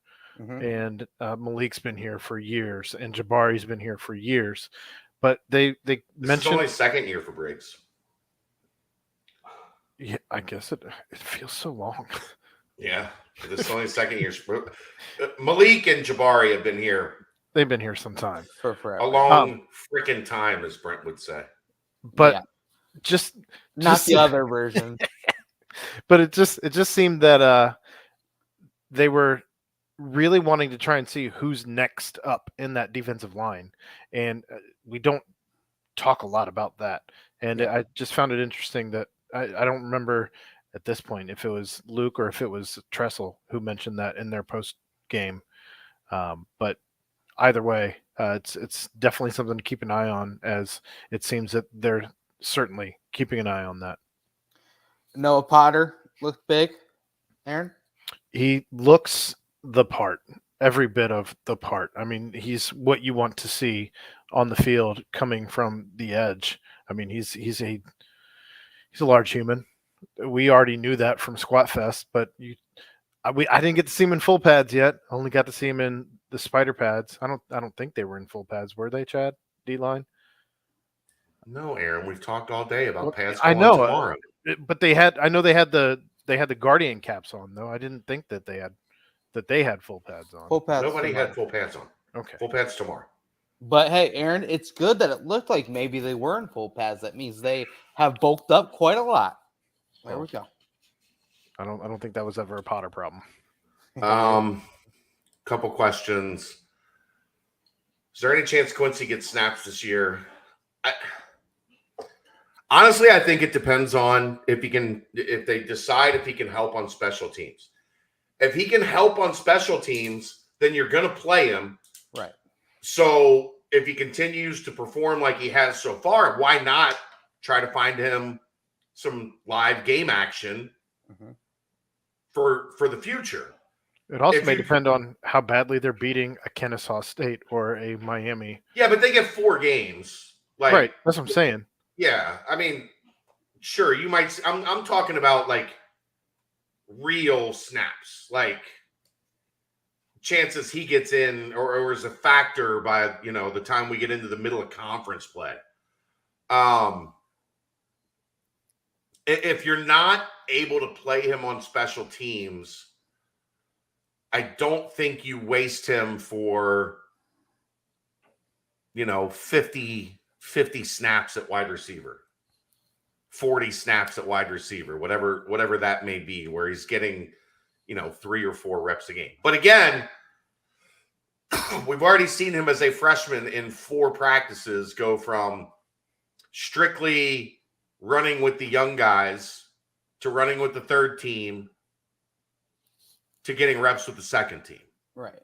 I'm not putting anything past this kid, because you know what you have to do if you're a coach and you got a kid that keeps making plays against everybody he lines up against? Got to play. You got to figure it out. You figure it out. And you've seen with the staff, they do that. Right. Sauce is obviously the number one indicator, but you saw Renfro get, pushed into the starting lineup little less than midway through his true freshman season. If you are someone that can aid the team and aid to a victory, then you're going to be out there. So, yeah. Is Metz playing worse or is Huber playing exceptionally better? We haven't seen Metz full go yet. Remember, he's also a guy that's coming back from off-season surgery. So we've seen him sprinkle in a little bit with the threes at right tackle. We've seen him work with the twos at right guard. Excuse me. We haven't seen a full go Metz yet. I'm guessing that is, something as this week goes into next week, they're going to want and need to see more of. Right. You can't make those calls if he's not back to, where you want him yet. Who are the Gunners? They haven't really gone full out like ones and twos in like punt coverage yet.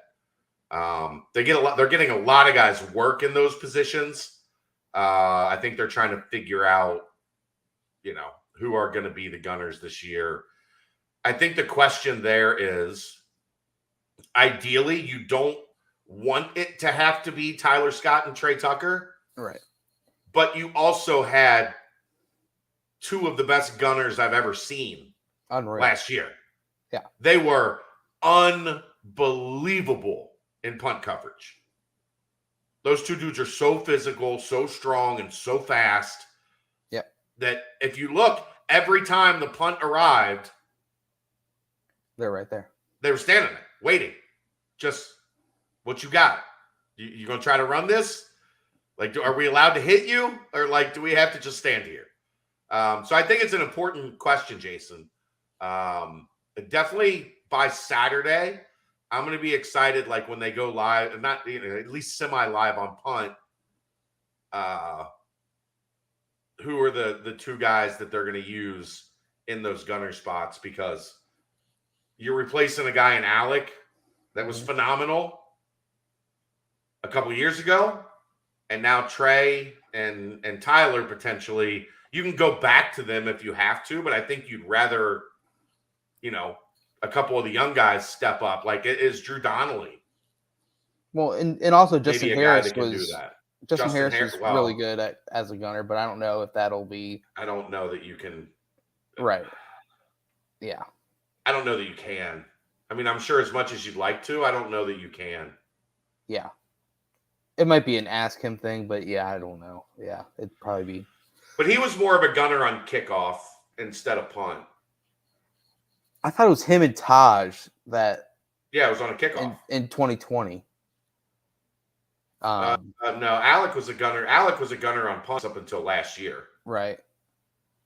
Well, he was hurt, so dinged up quite a bit in 2020. So yeah, that's an important spot for them because they've been really, really good at it.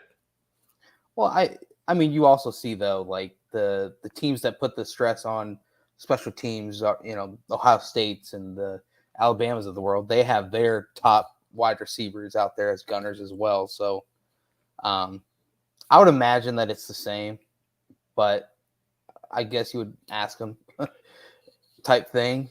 I don't know. I would imagine it's still Trey and Tyler if they're told the best way that we can see us winning, especially that phase of the game, would be having you guys as gunners again and them just buying into it. So, because their stamina's it's up there, speed's way up there. So I don't know. I'd like to see them run it back, but we'll see.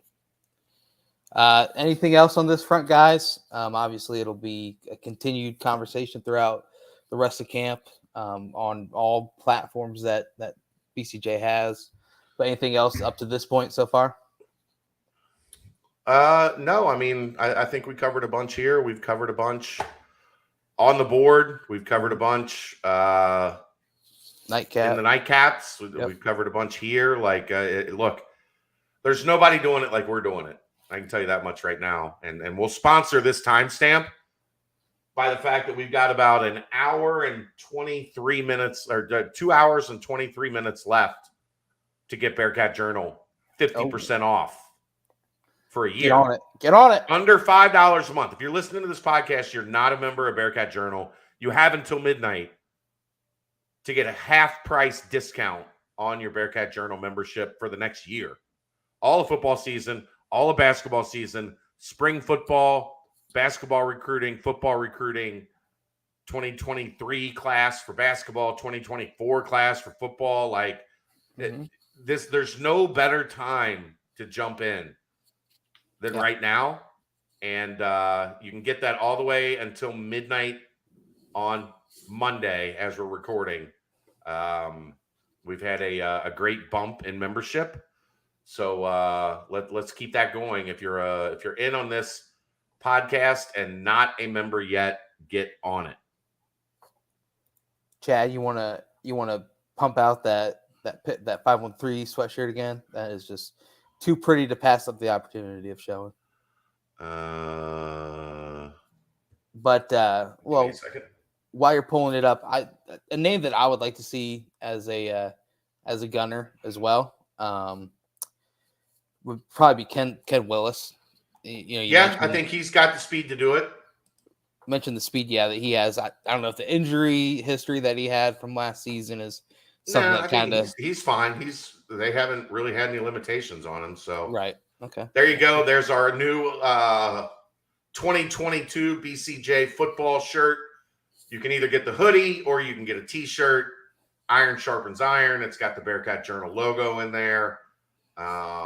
It's fantastic. So 513shirts.com. Drop down on partners. You'll see BCJ and get yourself. I mean, tell me this thing isn't going to be perfect for the grid or the Bearcat Bash or whatever the case may be. Walking around this October in your BCJ Iron Sharpens Iron. Cut the sleeves off. Yeah. Go with the little white sweatshirt underneath and the Iron Sharpens Iron over top. Put TEAM on the back. I think we're putting FE2 on the back. Or we're talking about putting FE2. Good. On the back. Tonk, I agree. Get the effing membership. I agree. But aside from that, guys, we'll roll on now into quick talks about basketball. First, Jarrett Hensley cut down some nets. They won the championship of the East Coast roundabout, reliving the dream team. They won it. He had some solid minutes out there, scoring around 6 to 9 points a game, pulling down some rebounds, getting some defensive plays, some offensive plays. To me, he looks like a very athletic, long option.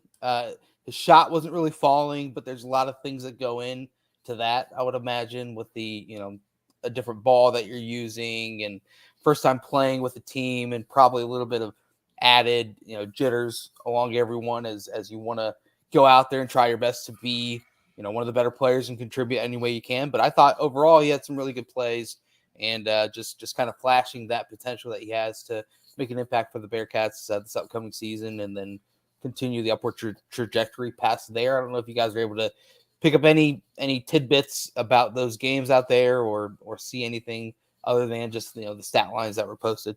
I watched what I could, but, had some, it's been kind of right around that time that like practice is ending, driving back from higher ground.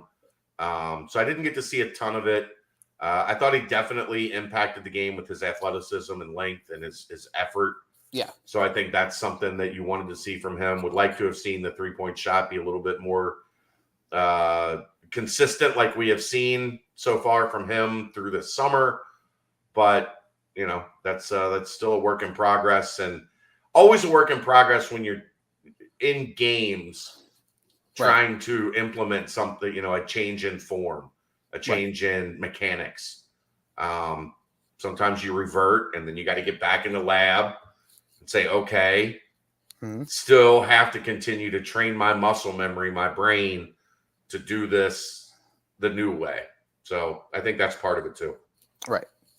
I agree. Yeah. I mean, like you said, shooting is also about rhythm and confidence. And I imagine playing in that type of a setting and that type of a quickly put together team, it's hard to get a rhythm out there as well. So hopefully, that shot continues to come around and he is able to extend out there, because if he's knocking down the shot, his 3-point shot at a consistent lick, man, he's going to have a big impact. I think that's the only thing that was kind of missing from the ability that he had, because hyper active, athletic. Length is there. He was playing center a lot for the team. So, I mean, he was doing everything. And the team that he was playing for wanted to get the ball in his hands more often than not is something I noticed as well. So that means that obviously he earned the respect of a lot of the players and the coaches with his play in practice, which speaks volumes to what he was able to do.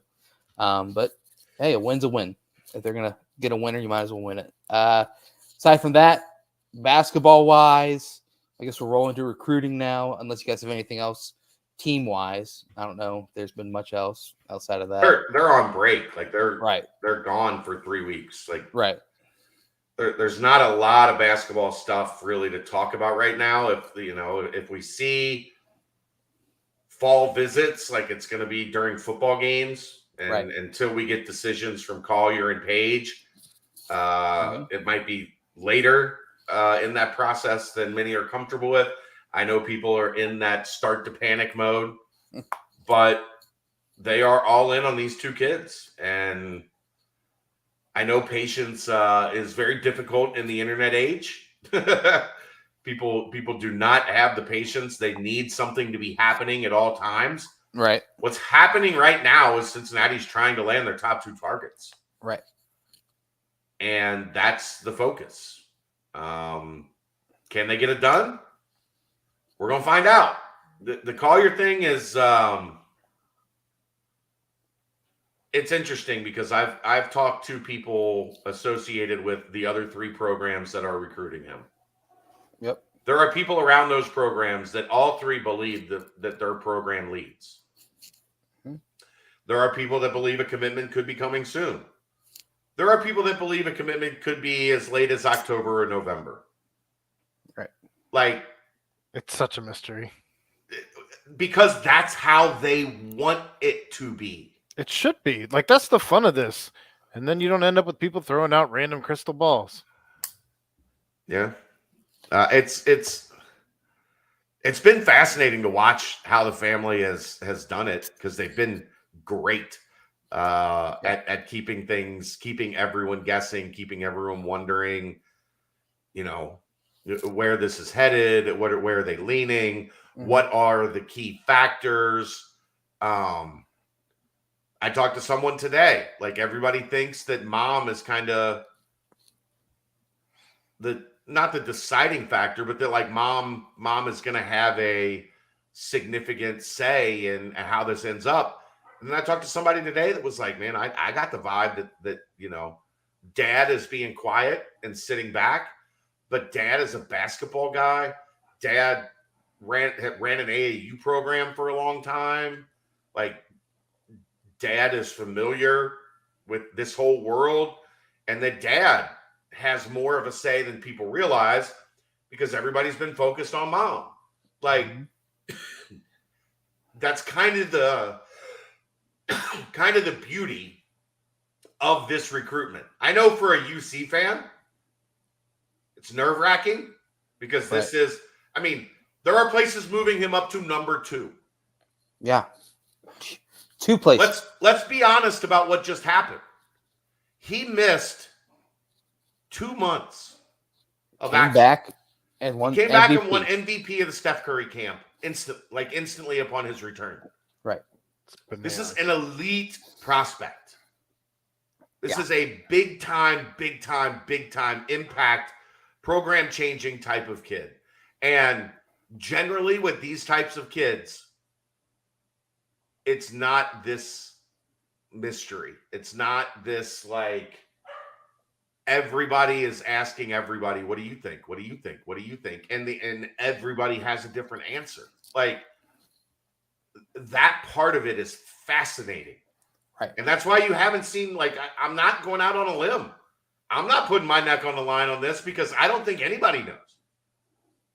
I think a lot of people think they know, because that's how the echo chamber works, right? Like, there's people saying USC is out because they offered 2 other point guards. Maybe that is a sign. Or maybe they're just hedging their bets, because maybe everybody has a 25% chance right now. And you know what? Played a lot of cards in my life. Yeah. You got a 25% hand, you get a little jumpy. right? You get a little nervous with your 25% hand. Or you could be confident. I've been confident in those hands and won. Right. I've been confident in those hands and lost. Exactly. Right? Exactly. So I don't think it's anything that's like USC's fourth because they've offered other point guards. Right. Right. Like I don't think that's how this is right now. Here's what I think is interesting, just to me. In that vein, in that regard, is everybody going to have if this thing runs through October and maybe right into November when that early signing period starts, is everybody going to like keep their cards at the table? Is anybody going to fold? Right. Is anybody going to say, you know what? Like, who's going to play the long game? Yeah. Are all four schools going to play the long game on this? He's that good that potentially, yes. Yeah. Everybody's going to sit there with their two cards and watch. Right. The flop, the turn, the river, and then, that final round of gambling. Then who's going all in? Right. But there's also a chance somebody gets to the turn and goes, we have to have a point guard. Like, we can't be 25%. Right. Don't recruit, right? Like, we can't be 25%. We got to go find our point guard.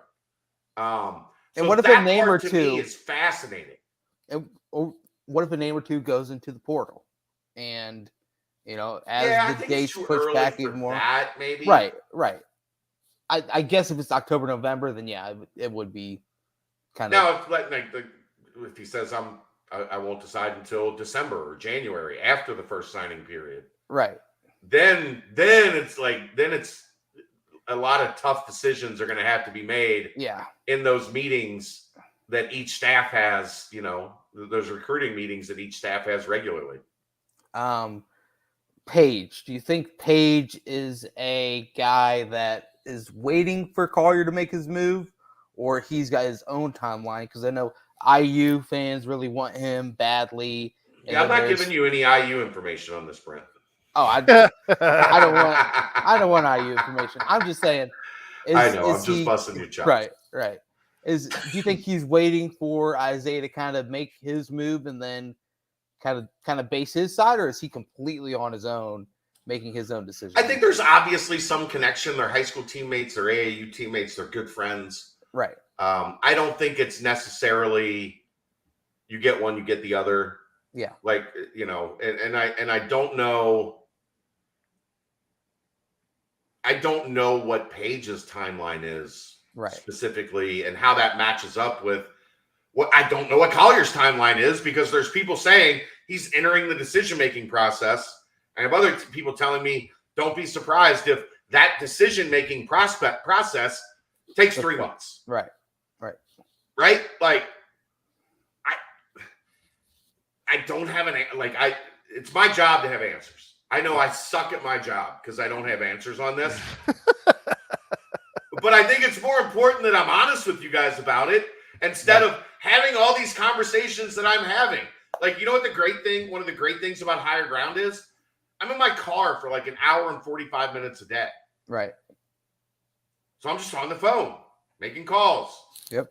Check with this person, check with that person, talk, see what is going, what the scuttlebutt is here and what it is there. I have a lot of time to do that right now. What a great and as I process all of that information, I don't think anybody fucking knows. Which is fine. It's actually better than, I don't know. I take that over we're out of it. I'll take no one really knows what's going on up until the very end, because I think that bodes well. More, it's probably the optimist in me. I think it bodes well for a team like Cincinnati, who's been there for the long haul, who's been talking to him consistently. I don't know, something about that relationship building, and now it's pushing forward. So I guess we'll see. We'll have to see. But if there's anything that's right, Chad'll have the knowledge for you. I'm doing everything I can to figure it out. And I just am not getting any I'm not getting any answers that I think, you know what? Right. I think this person has it figured out. The only other recruiting news on the football side would be Jalen Thompson comes up with his commitment date of August 22nd. I don't feel great about that one. Yeah. He's staying home. Okay. If I participated in crystal ball like activities, my guess would be Michigan State, okay. Which is a little surprising. Like Ohio State, I heard he was a take. Okay. And it sounds like Michigan State. Looks like UCF fan out of here. Looks like you got a fan, Chad. He's back again, 2 weeks in a row. Central Florida Technical Institute. Aaron, what do you think about Chad? Maybe if he was going to put his crystal ball out there, what do you like crystal balls, right? No. I just wanted you to say crystal balls so Jason Cooper could take a drink. But aside from that, Tim Sawyer's asked how close is Rayvon and Collier. Looks like on social media. Close. They're pretty doggone close. Yeah. They have a good relationship. They know each other well. They communicate. The two of them are friends. I think would be are they best friends? I don't know. I don't know if they've exchanged I don't know if each has one half of a BFF necklace. You like that? They do. You like that, Aaron? I do. It's pretty good. But they're friends. They're close. Okay. All right. Well, do we want to answer the Thunderbucks question? AP voters treat UC better than coaches? I don't know.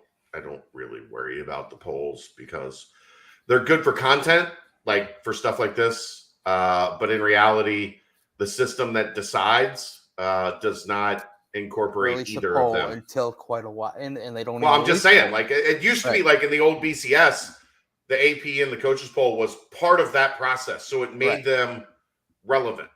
Right. Well, they aren't a part of the college football playoff process. Well, so they're fun to talk about. They're fun to they create conversation and buzz and content, but they don't matter. Well, they're irrelevant. Chad, you've been around Coach Fickell and the team a lot, so they're starting to rub off on you. You say, I don't care about rankings. I don't care. No, about I mean, rankings. I care about them because they're good for content. No, but you know what I'm saying. Like I care about them because I know what you're saying. They're relevant to my job. Right. Like, I get clicks when people talk about them. It's important, yeah. So yeah, I care about that side of it. But in terms of why does one like UC and the other hate UC or conspiracy theories? Like ultimately, it doesn't matter. Conspiracy theories. That was last show. This show now, we got to dive. I don't want to talk about what this show is about. We got to dive into the mailbag now. Yeah, we won't talk about it because it doesn't exist anymore.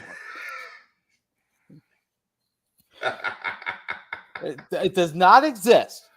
This timestamp brought to you by. You got Bearcat 2 hours. You got 2 hours to join Bearcat Journal and get 50% off. 2 hours. Hooray, hooray, hooray. Come on. Join it. Join it. All right. Here comes the mailbag. Oh, baby. Starting off with the football side of the mailbag, what makes the three cornerback positions distinct in UC's defense? Are there different characteristics the coaches are looking for in each role? Which cornerback role do you think is the hardest to play, and which is the most important to UC's defense? Okay, this is a great question. It might take us 20 minutes to talk through this. I'm going to try to make it a little faster. Please. So you have boundary, field, and essentially slot, nickel, whatever you want to call it. Boundary is the short side of the field, the area with the least amount of room between where the ball is being snapped and the sideline. It's Sauce Gardner. That's where Sauce Gardner played. That's typically where teams put their number one wide receiver because there's nobody else over there. Tight ends, slot receivers, typically on the other side. Because On the field side, there's more room.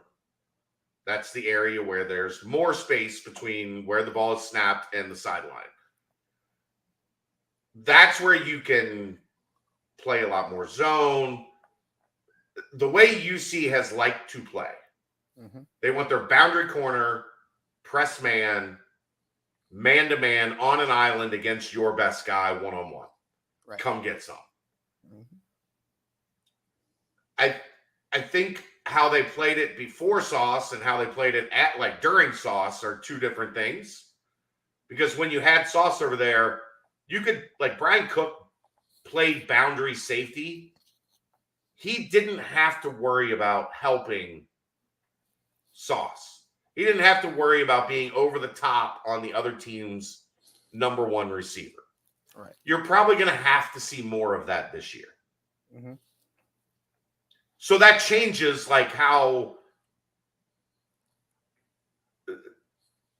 is it the hardest to play? Well, if they treat it like Sauce, it's by far the hardest to play, right? Because you're on an island alone against the other team's best receiving option with no help over the top. Right. That's really hard. That's why it made what Sauce did so incredible. Because it's so difficult to do. Especially to an extent that teams just stop looking in your direction. Not only do they stop throwing in your direction, they're not even that guy's not even in the progression, the read progression of the quarterback, because they know he's going to be covered.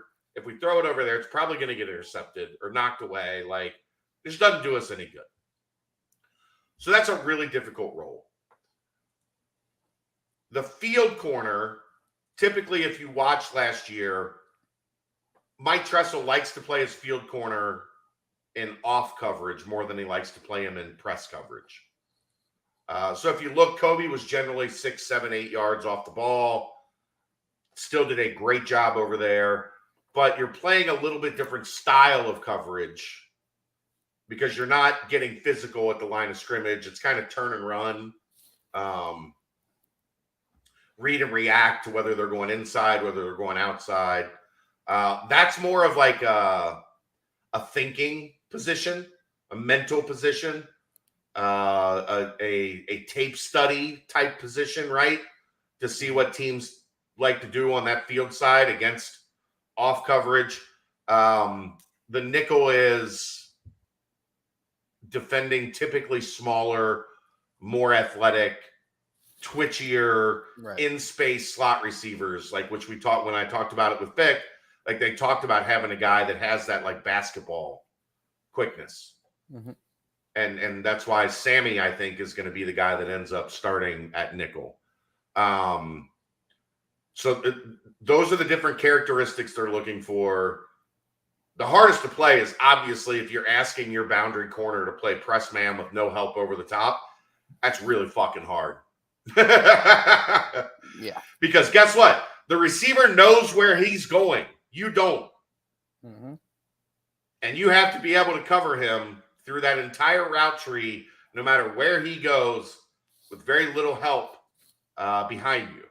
That's how you get picked number 4 in the draft. If you prove you can do that. Not bad. 5 minutes. That was good. That was not 20. I could go on, but yeah. Right. Moving on. It's not. Right. Good question, though. In your opinion, except quarterback, which is always different? Quarterback. Yeah, if your quarterback gets hurt, read the rest of the question. Injuries are a part of every season. I only have one screen here. Injuries are a part of every season. We've all been following your reports on the depth chart. Multi-part question in your opinion, except quarterback, which is always different. Where would a single injury hurt the team most? Where would the loss of 2 at a single position hurt the team most? Least effective depth. Similarly, where would a single or pair of injuries hurt the team the least? Most effective depth. I mean, why we got to speak this into existence, Bearcat Band? I think depth is pretty good across the board. We've talked about defensive line. not quite having the talent, but not having the proven depth yet. I think defensive line, like a rash of an injury or two, could really change. Right. Because we're counting on Briggs, Van, and Jabari Taylor to be heavy snap guys, right? Yeah.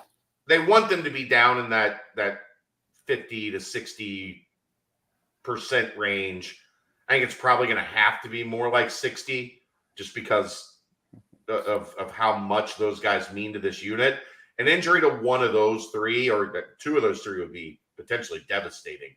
But an injury to one of those three would probably be the spot where it would hurt the team the most, and two would be a killer. Where would it hurt the least? Well, I think center would also hurt, obviously. But I mean, Gavin's he's changed the perception of him drastically, right? With a really, really good spring. And then left tackle would be another one for me.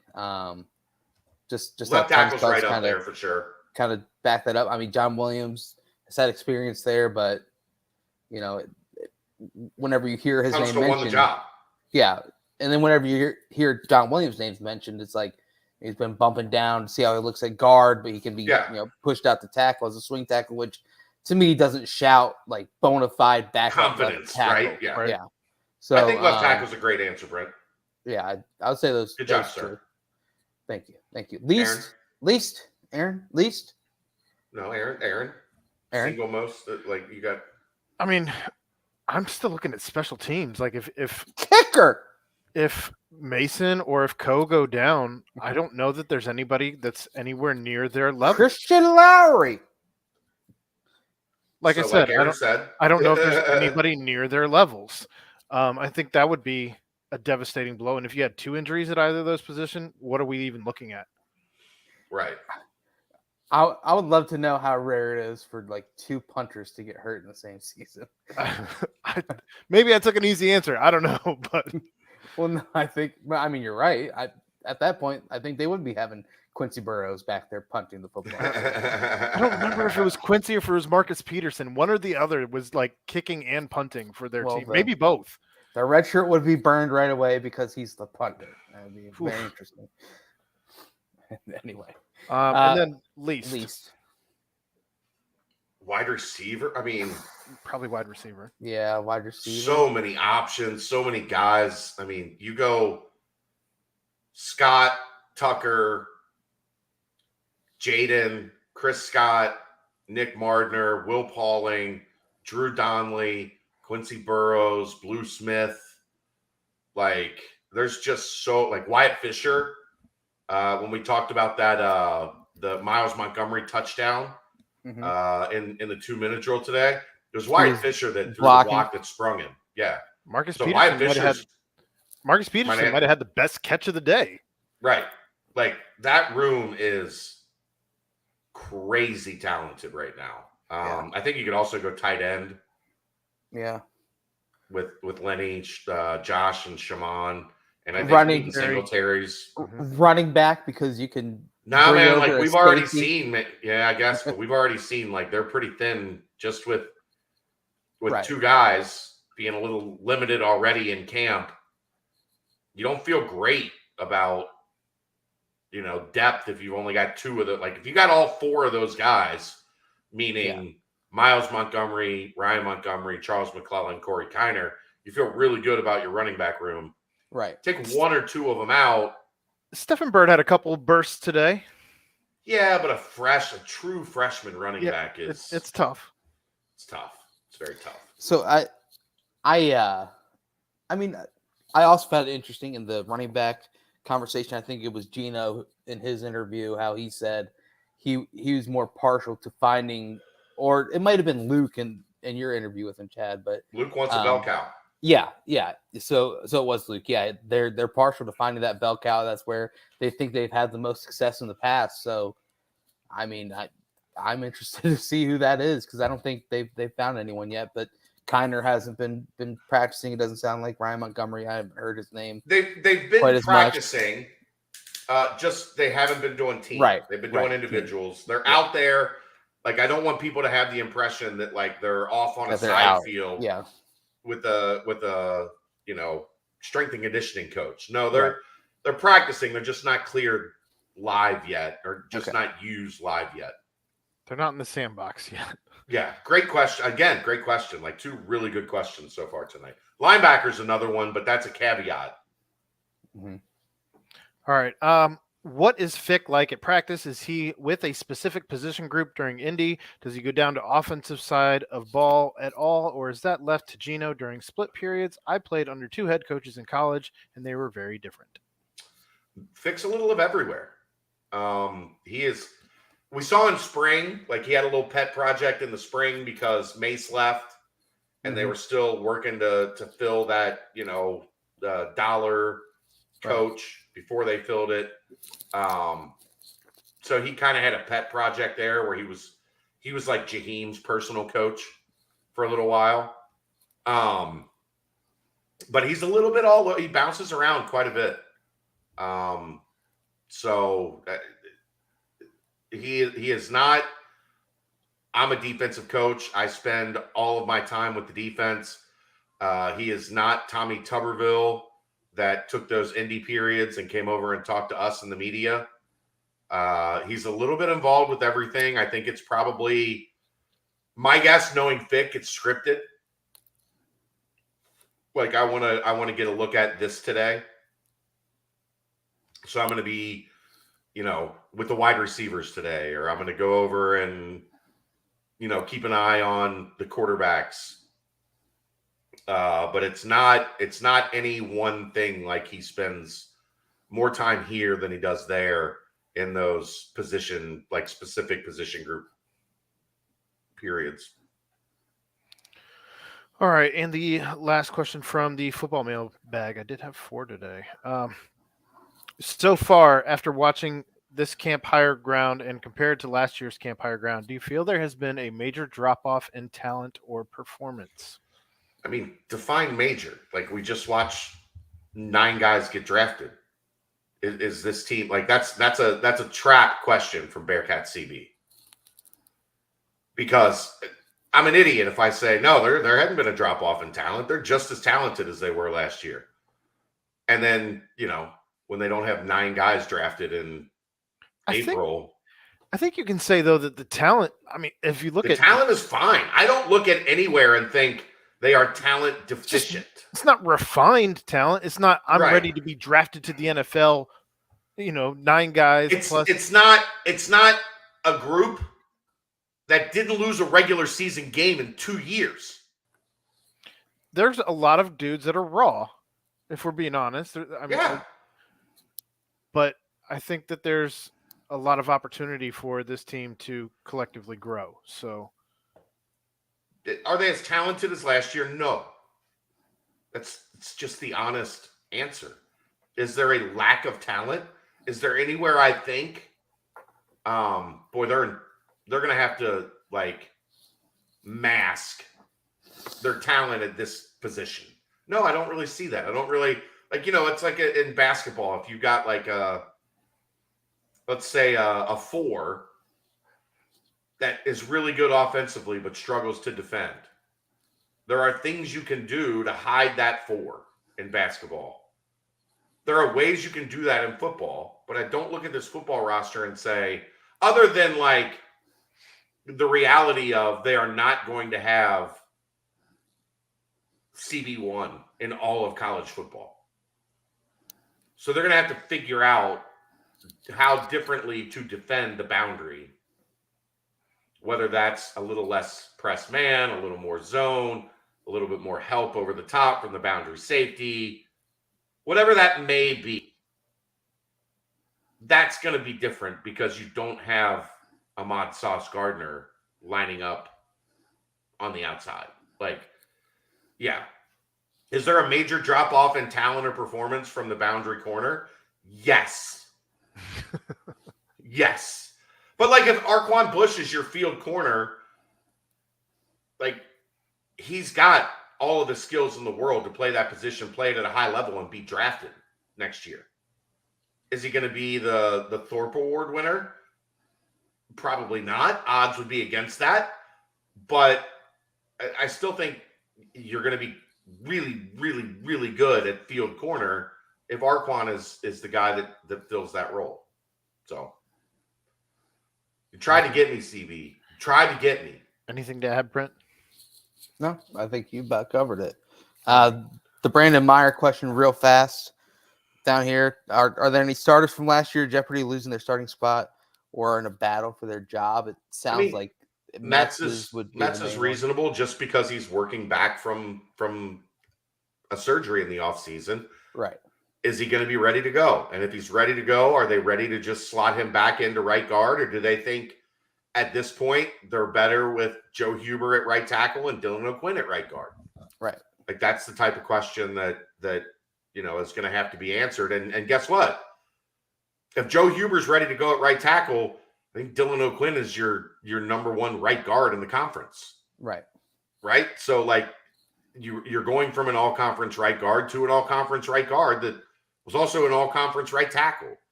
So that would be the main one. I don't think there's any others that I'm missing. Maybe Coop, like if somebody really pushes him at left guard, that's going to be determined over the next couple weeks. There's a bunch of guys at that spot that are chomping at the bit. Gavin Gerhardt and John Williams probably being the two at the top of that list. Can they beat him out? I think Coop has been kind of the mainstay so far.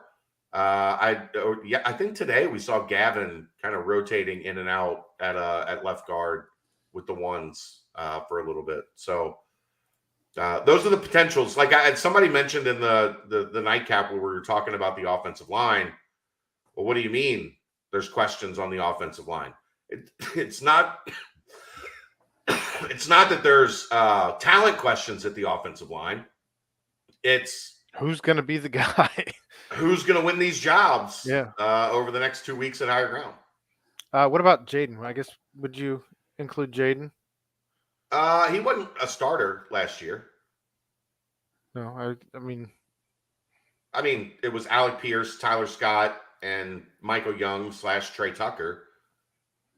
I think he started. I thought he started 1 or 2. He started 2 years ago when Alec got hurt. He started as a freshman. When Alec got hurt, he was the guy that they placed in for Alec. But he did not start at boundary last year over Alec for sure. No. And Tyler Scott was the starter at field all year last year. All right.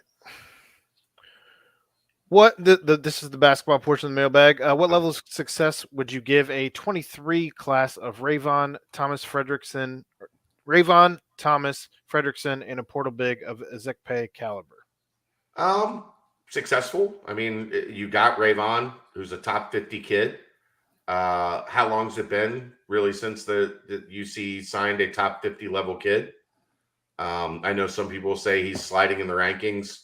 I think the way that the rankings are trending right now is silly, where, a guy has a great spring and all of a sudden he's a top 40 kid. And then he has a little bit of an up and down summer. Oh, well, now he's 110th. Like that's where we're going in the rankings industry right now. And you know what that tells me? It tells me you're not very good at doing rankings, right? Because a kid plays really well and he swings this way, and then he's not great, but he's still good, and he swings all the way that way. Like, imagine being like an NBA scout, it's somebody that really does this job at a high level, dives in, and that's how your draft board went. Right. Like, okay, January, we got him number 2 on our board. He was okay still in February, but he wasn't as great as he was in January.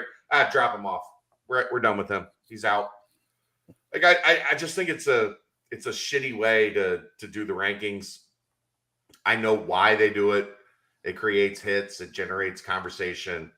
But I don't think it's not good for the kid. I don't think you're very good at the job if you're having these wild swings in your evaluation on kids. I personally haven't seen Thomas, the JUCO from Kilgore. I know the staff, Davion Thomas. I know the staff likes him a lot. I think he could be your point guard in this class, or alongside Collier, just a guard, just a guy that, is out on the floor making plays. Frederickson, shooting, right? Like, if you add, I'm never going to be mad for adding shooting. It's such an important part of the game now. And then a Portal big of a Zekpe caliber. Mm-hmm. I like what I've seen from Kalu so far. I don't have a full answer to that because I haven't seen him play in a game at UC's level yet. I think that would be a good class. It would be a class that's probably not up to top of Big 12 standards. Right. More like middle of the pack Big 12 standards, and middle of the pack Big 12 standards are still dancing. Really, really good. Yeah. Would a rotation with did you want to touch on that at all, Brent? No. Okay. Would a rotation with DDJ, Nolly, Newman, JD, and Ezikpe have enough ball handling to make you feel comfortable? Are we in the trust tree here? No, that's not enough ball handling. Like, I like that. I like that look. I would want another guard on the floor, somebody with more guard skills. What if you slid Skillings in there and bumped down Nolly, Newman, Ezikpe? Potentially. I still, as a freshman, is Dan going to be where we want him to be as a secondary ball handler? Right. You need two guards on the floor. Midway season. Yeah, maybe. I think you can run this type of rotation for a spell, like a media timeout. Mm-hmm. But for long stretches, that's not enough. Because what's going to happen? What we saw last year, teams are going to crowd DDJ, make him give up the ball, and then where does I think Landers does a good enough job creating with the ball in his hand, but John's not throwing the ball and having him go get a bucket. Like, who is your throw the ball and go get a bucket there in that group? I think you probably need somebody else on the floor that makes you feel comfortable. Mainly because Dave's a secondary ball handler or like an off ball guard. I wouldn't feel comfortable with that now.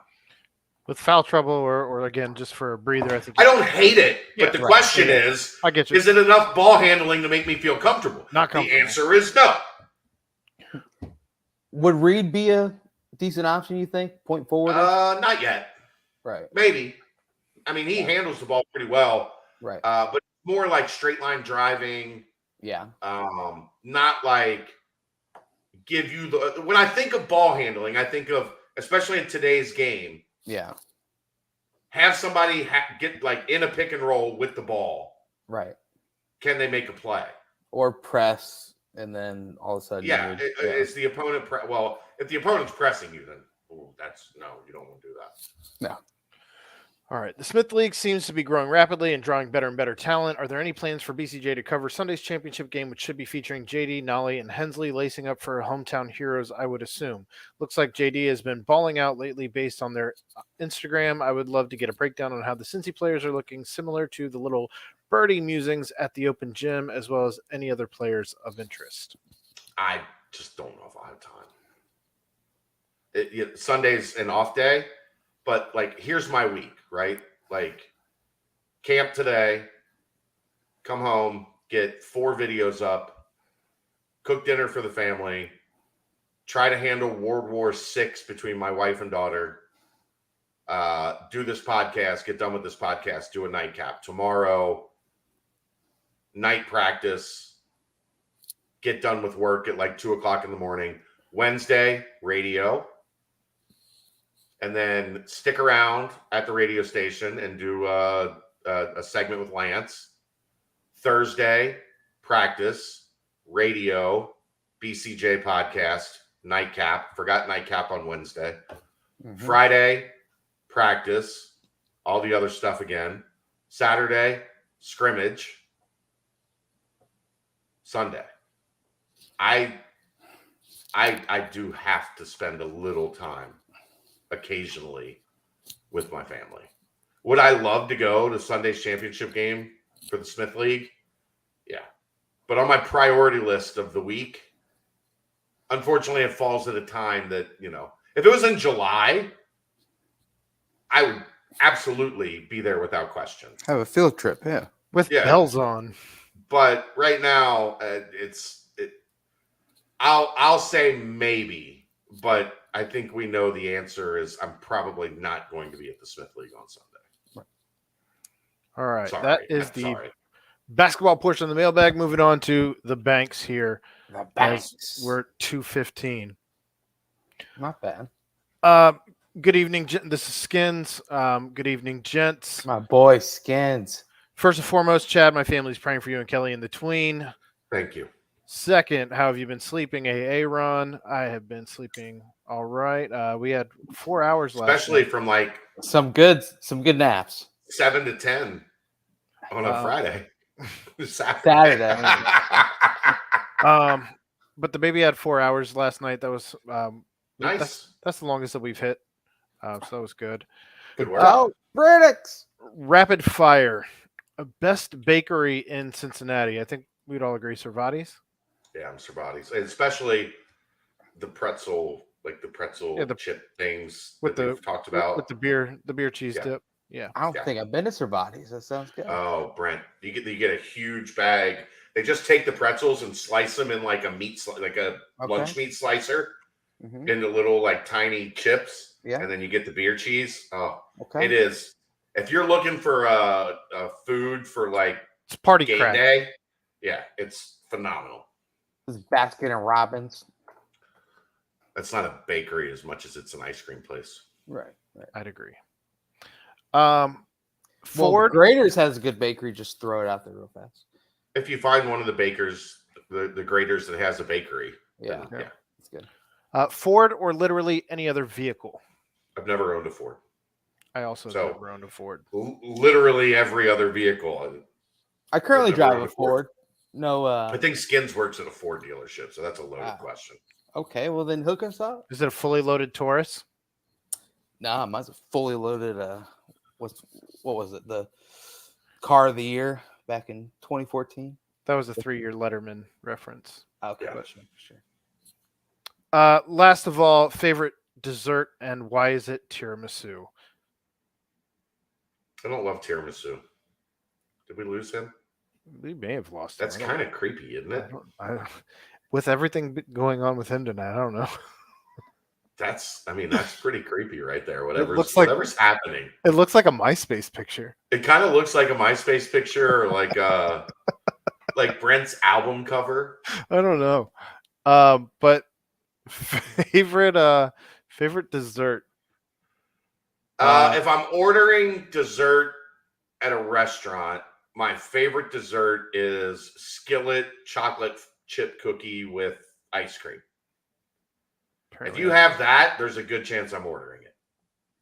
I mean, I'm just here for Grader's ice cream in general. I'd love it. Yeah, I mean, Grader's is outstanding. There's no question about that. My favorite high-end dessert is cheesecake, but there's so few places that have that right creamy, like the good cheesecake, the good. Good. We have a secret family recipe for key lime pie, and it used to be sold down in Florida. Really? Not the recipe, but the actual pies would sell. Yeah. Down in Florida, they were, man.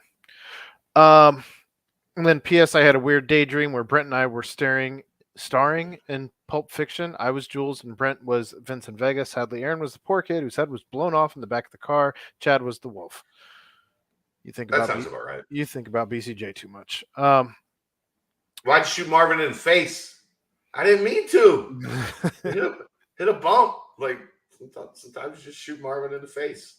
And then apparently he spelled dessert wrong, which became a huge thread about least favorite deserts. Yeah. I don't have a least favorite desert. I don't know. I've never really been to a desert. I've really only been to the desert on a horse with a no name. Sounds about right. I don't know.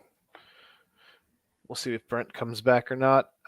Did he? I heard it beep. I've added him. He's spinning. As a UC fan base, how do we best prepare to get ready for the Big 12 atmosphere? I think there's more to this question. I've always been interested in venue stadium reviews and checking out the cool spots to go to when I travel. For instance, if we bring in guests that could talk about places we should go to, like bars, food, hotels, tailgating, or fan zones to absorb Big 12 fandom at each school, instead of me looking it up, picking a terrible place, or having a terrible experience. Also, to have our presence feel like we are a rival right off the bat and to make new friends along the way.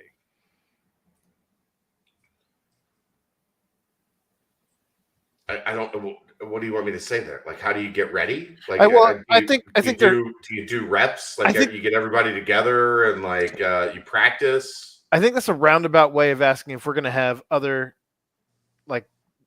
people from other fan bases or like what we do from other teams joining us as we get closer to Big 12 dumb.